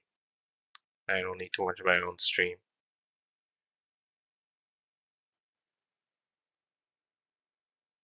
Can you pause it? Chrome, please. YouTube. It refuses to pause. Yeah, okay. There we go.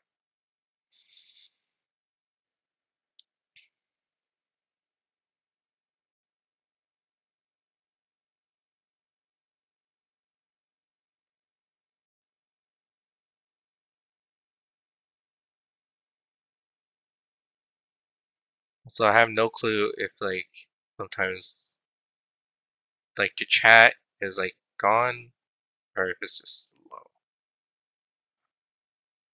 Do I have to refresh or not?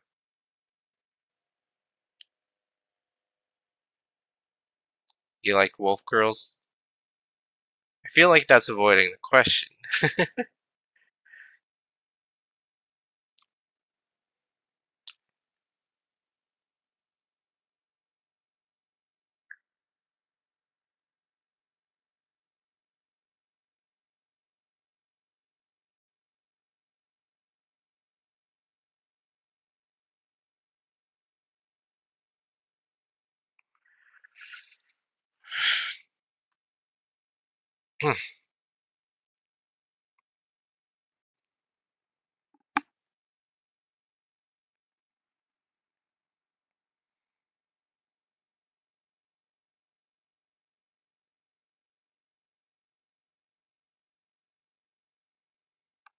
I don't know how I'll be able to draw a comic like this if I'm this slow.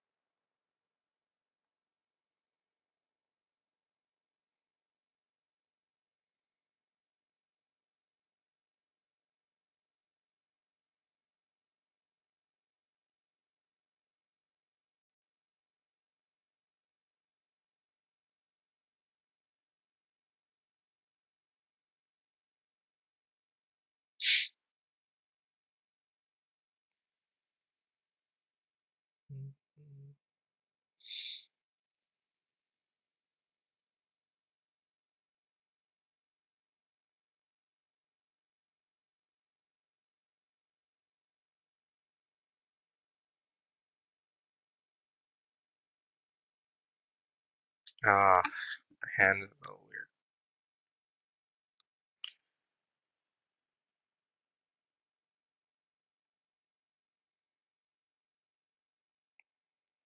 How's your hand expertise, Dios? Is it good?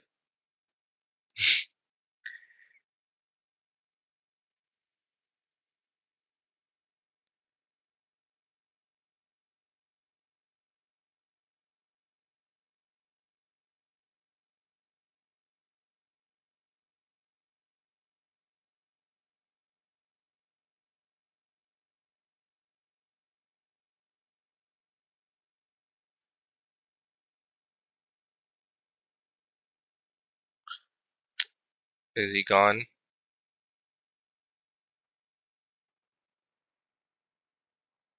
He's still in the stream, but he's gone. Rip deals.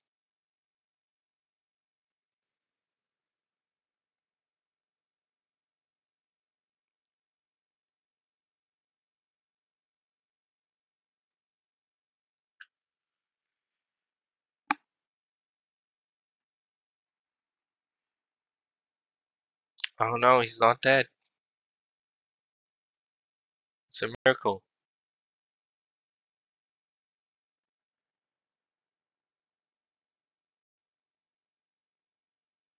It's okay.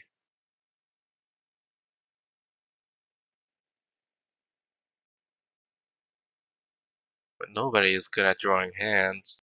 It's impossible.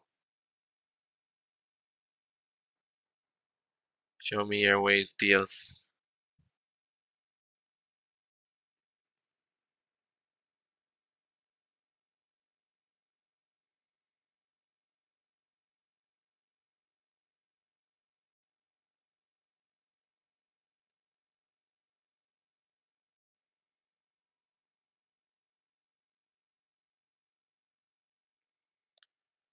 I have a Patreon?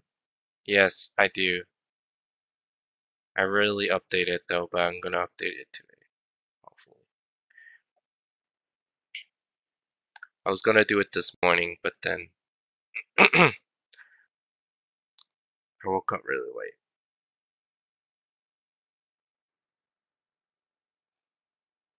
But you don't have to like read Patreon stuff.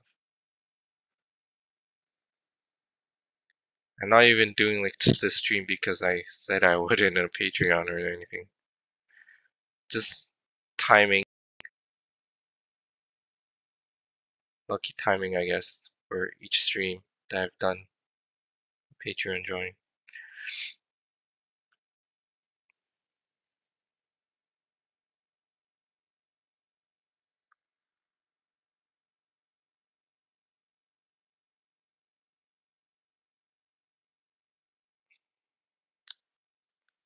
Don't listen to that crazy guy. He's telling lies. Maybe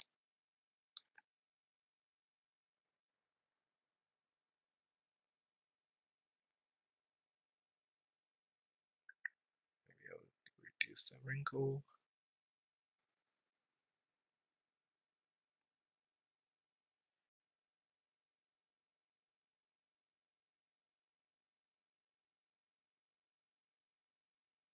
I have no money, so I'll take burning.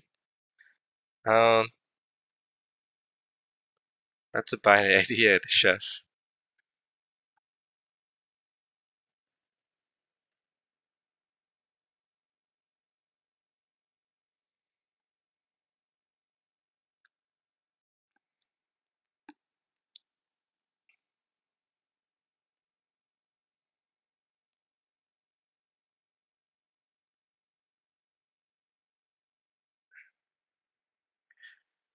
It's not good, but it's just okay.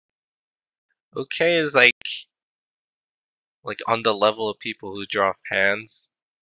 Okay is like at the top, my friend.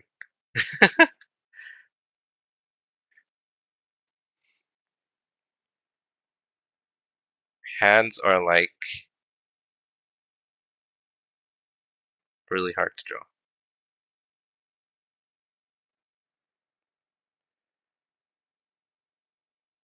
Yeah, sacrificing Kurai would be bad just to support my Patreon because he does support my Patreon. This is his Patreon drawing.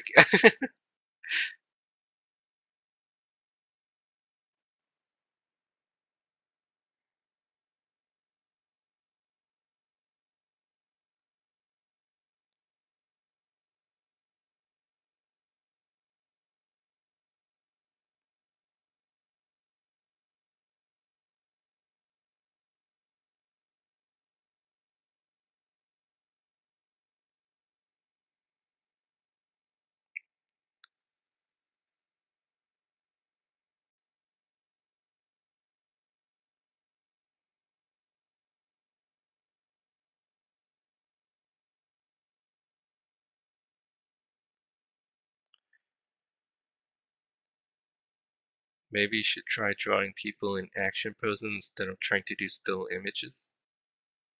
I'm not sure what you mean.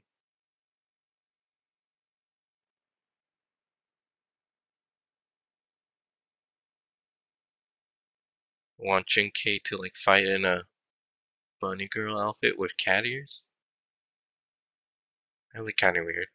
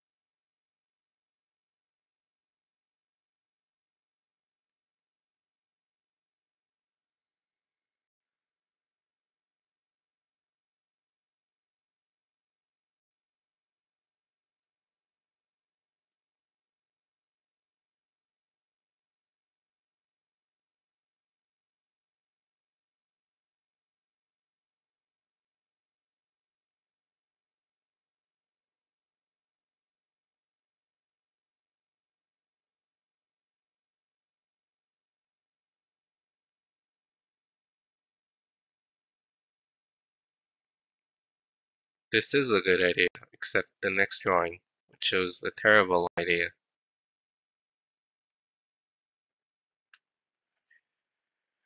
The next month one.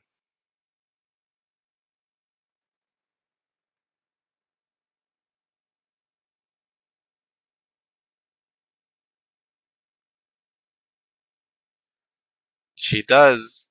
She has natural but cat ears, and then she has a bunny girl headband, a bunny ear. Let me fix the headband. That's a little bit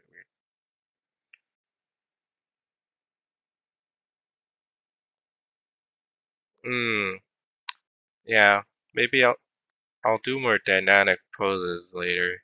I don't feel like going to that dangerous territory right now.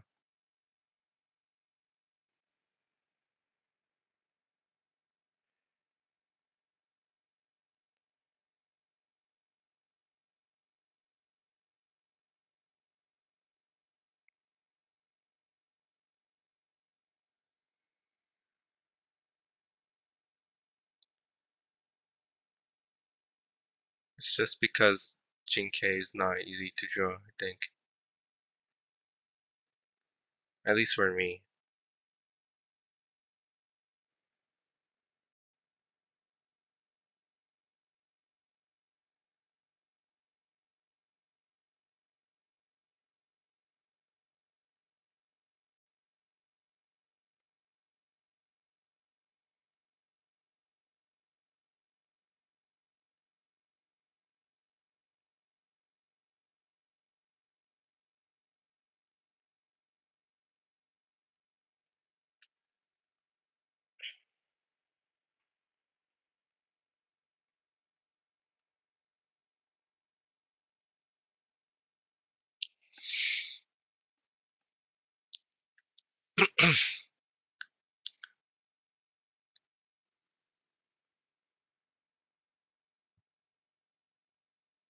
Bishin Draman was very hard to draw.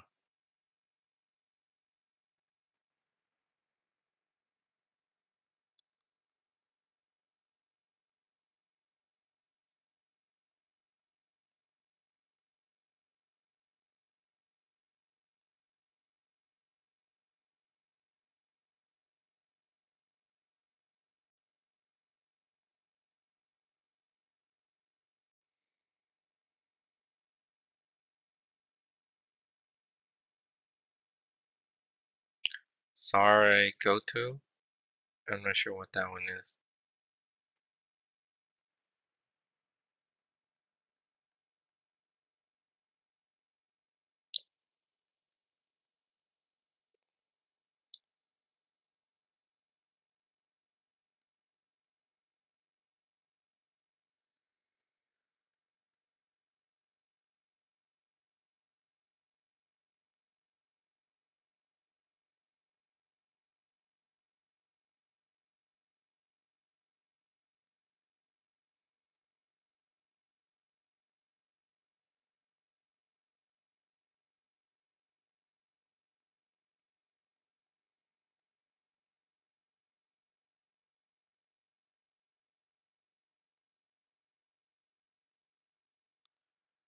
He has very thick legs. Oh well.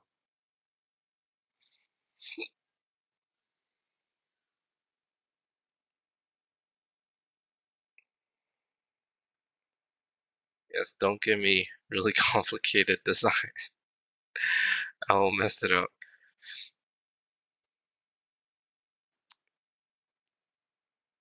And I don't think what she drove on was that simple. It took me like 3 days to figure out that whole thing from start to finish.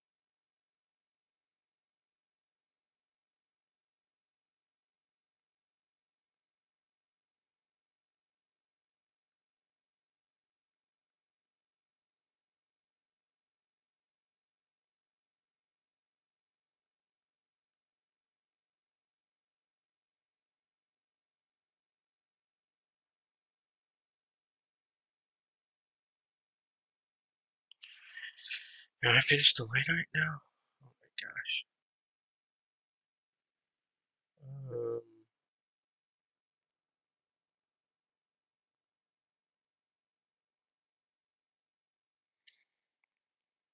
Let me turn off the sketches.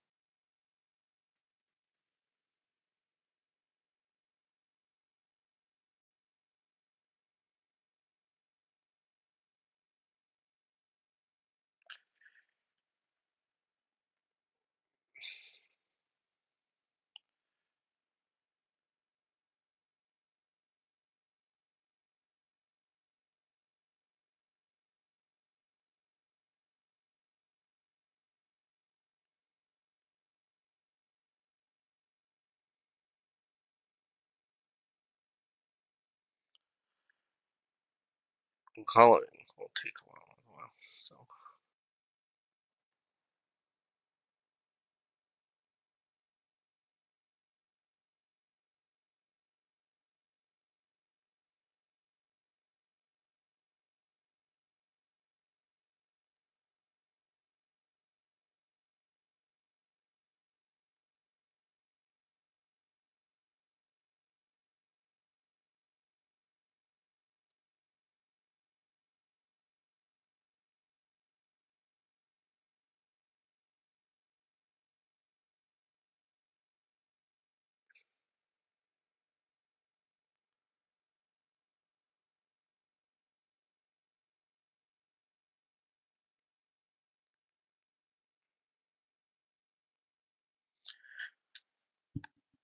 Ugh! I should save this. Ooh.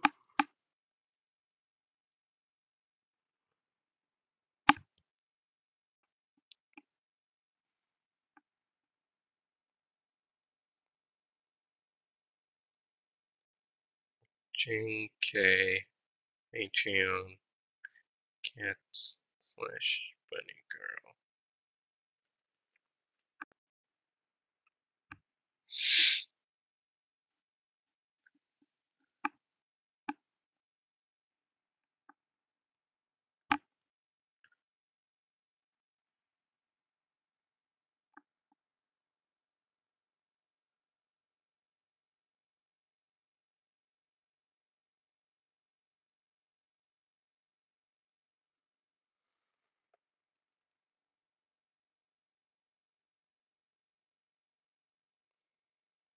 No, I'll change the.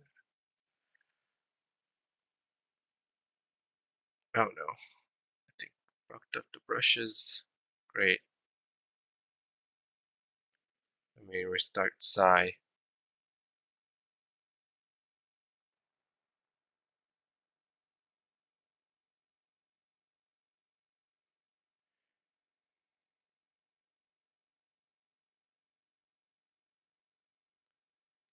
A sec here.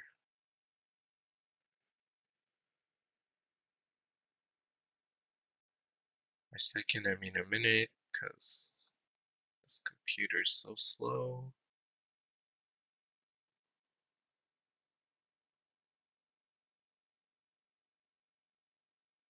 It's so slow.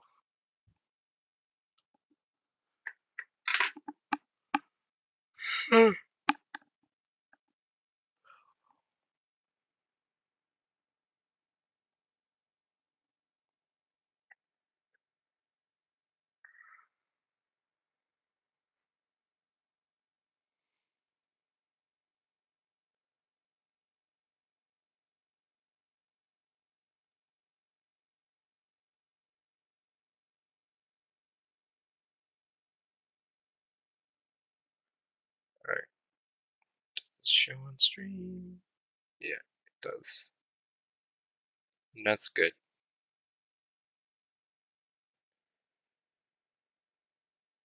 I wish I had some coffee.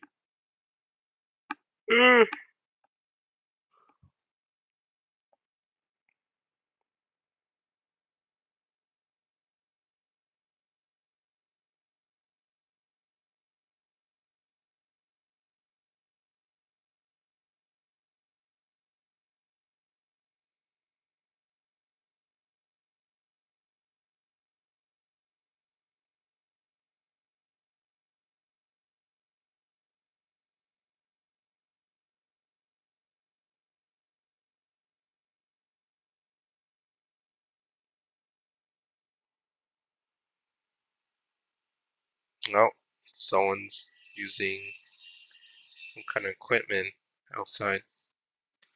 Let me close the window.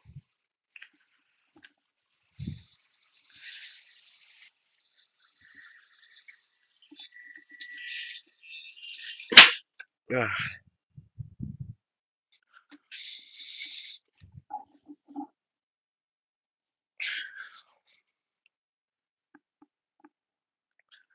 Monster energy drink. That's the bane of my stomach's existence. Coffee. Coffee.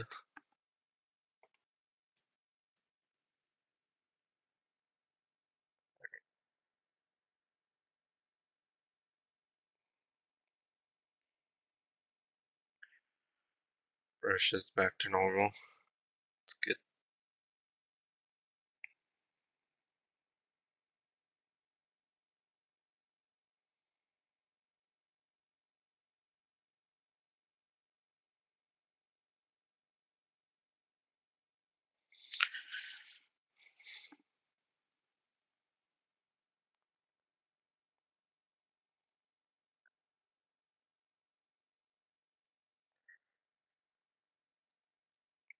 Alright, watch me color this very quickly.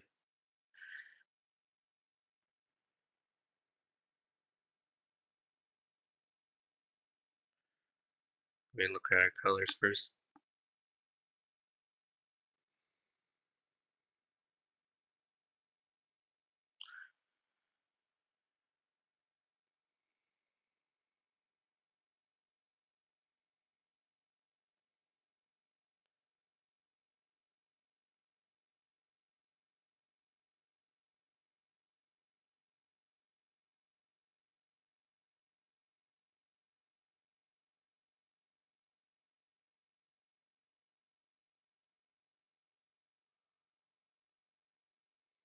Let's see.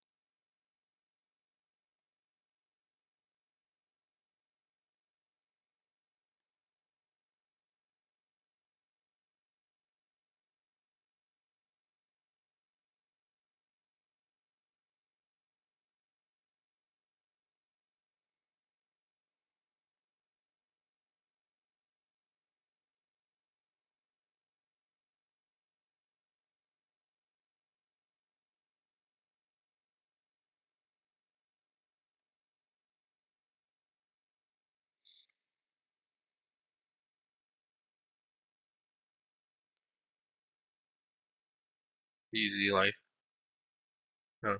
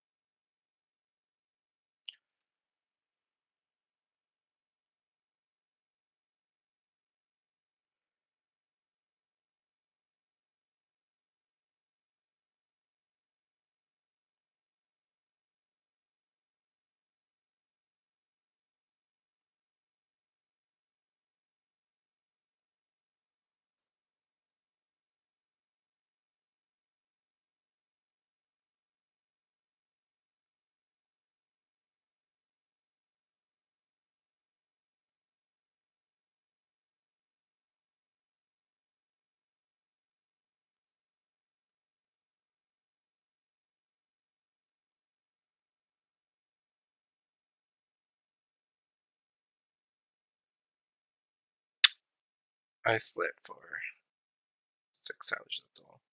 Oh, wait. 7. I don't feel good.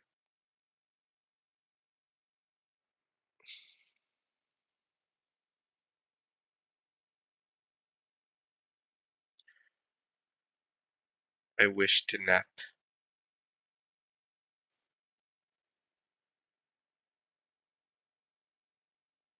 I don't like that color.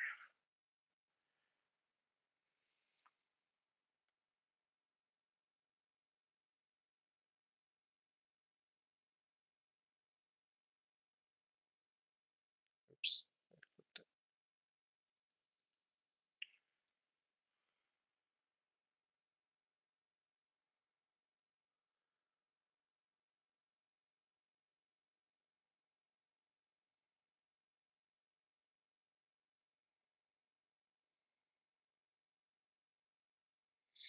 Hmm. I don't like how that looks.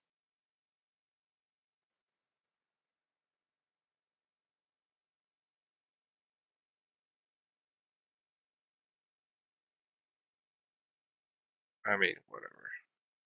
Let's keep that. Keep those colors for now.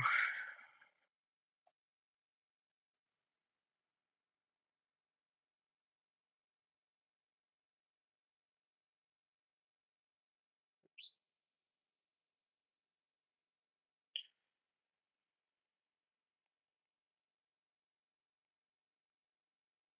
How's your drawings going, Dios?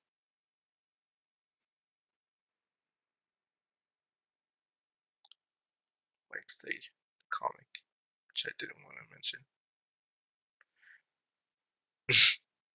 But it's too late now.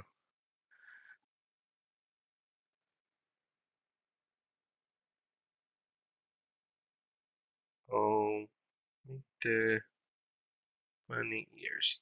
White. White is classic. I do want it black. What do you think, Rai? Should it be black or white?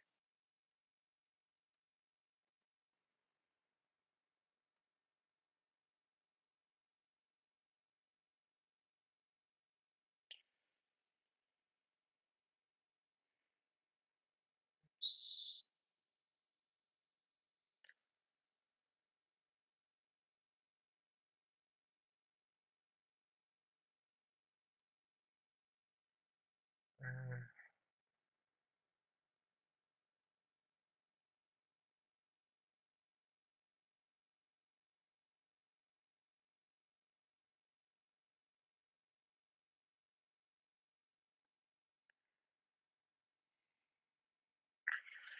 Fine, white it is.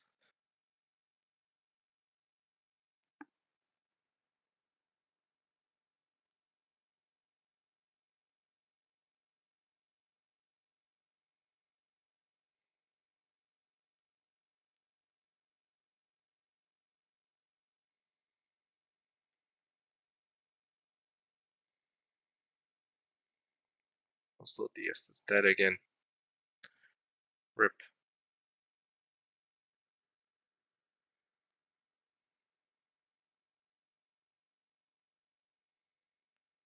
Okay, black. 2 black.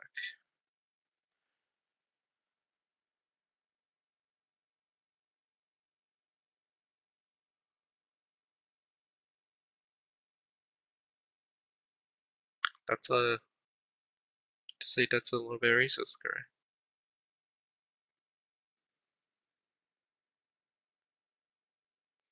Coffee.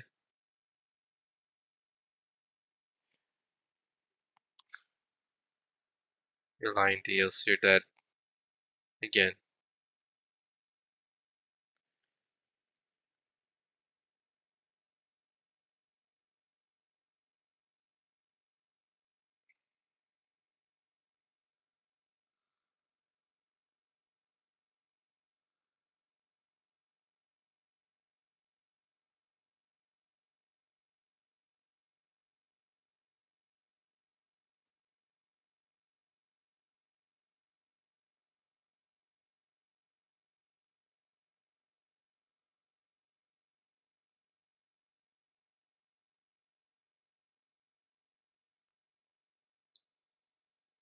I mean, with that remark, you just said, yes, you would be racist.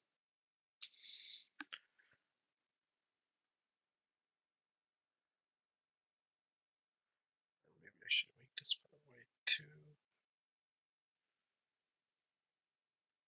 Yes.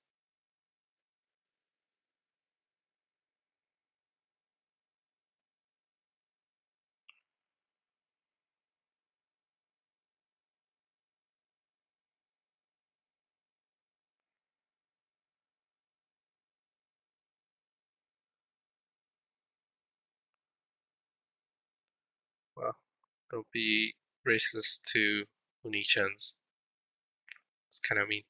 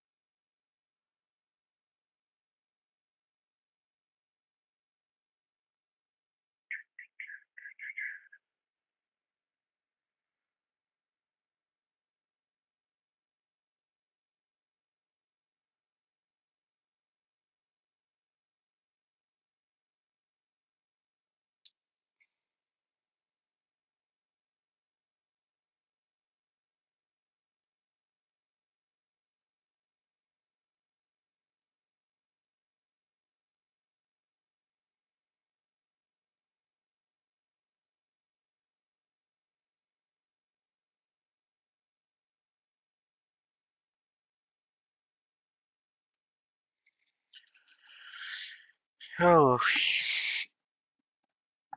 good. I don't think I'm gonna finish this in one whole stream. It's already like 4:30. I think I started at like 2. So this drawing took me 2.5 hours so far.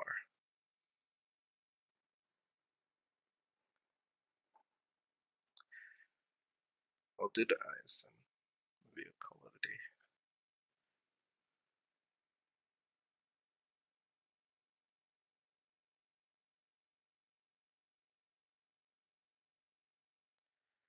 So slow at drawing.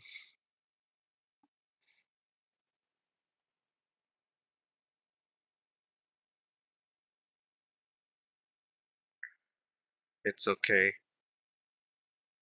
Who is me? Says Semi.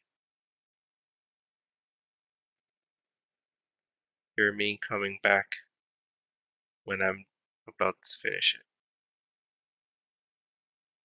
You're very mean.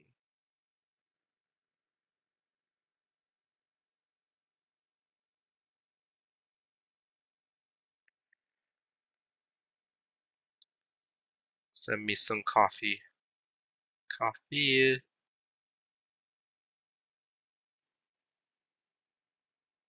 Need some coffee.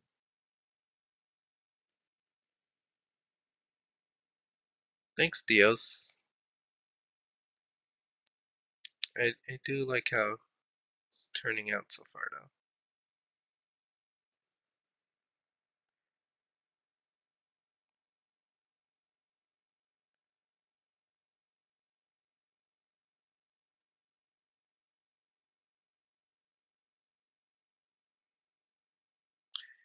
Coffee.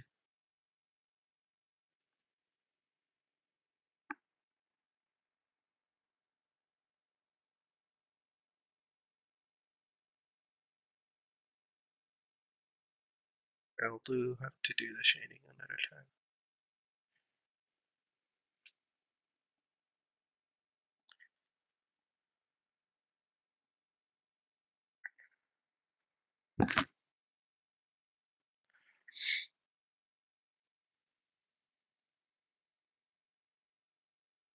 Oops. It's a very messy line work. That's fine. You can't tell up close. Up far.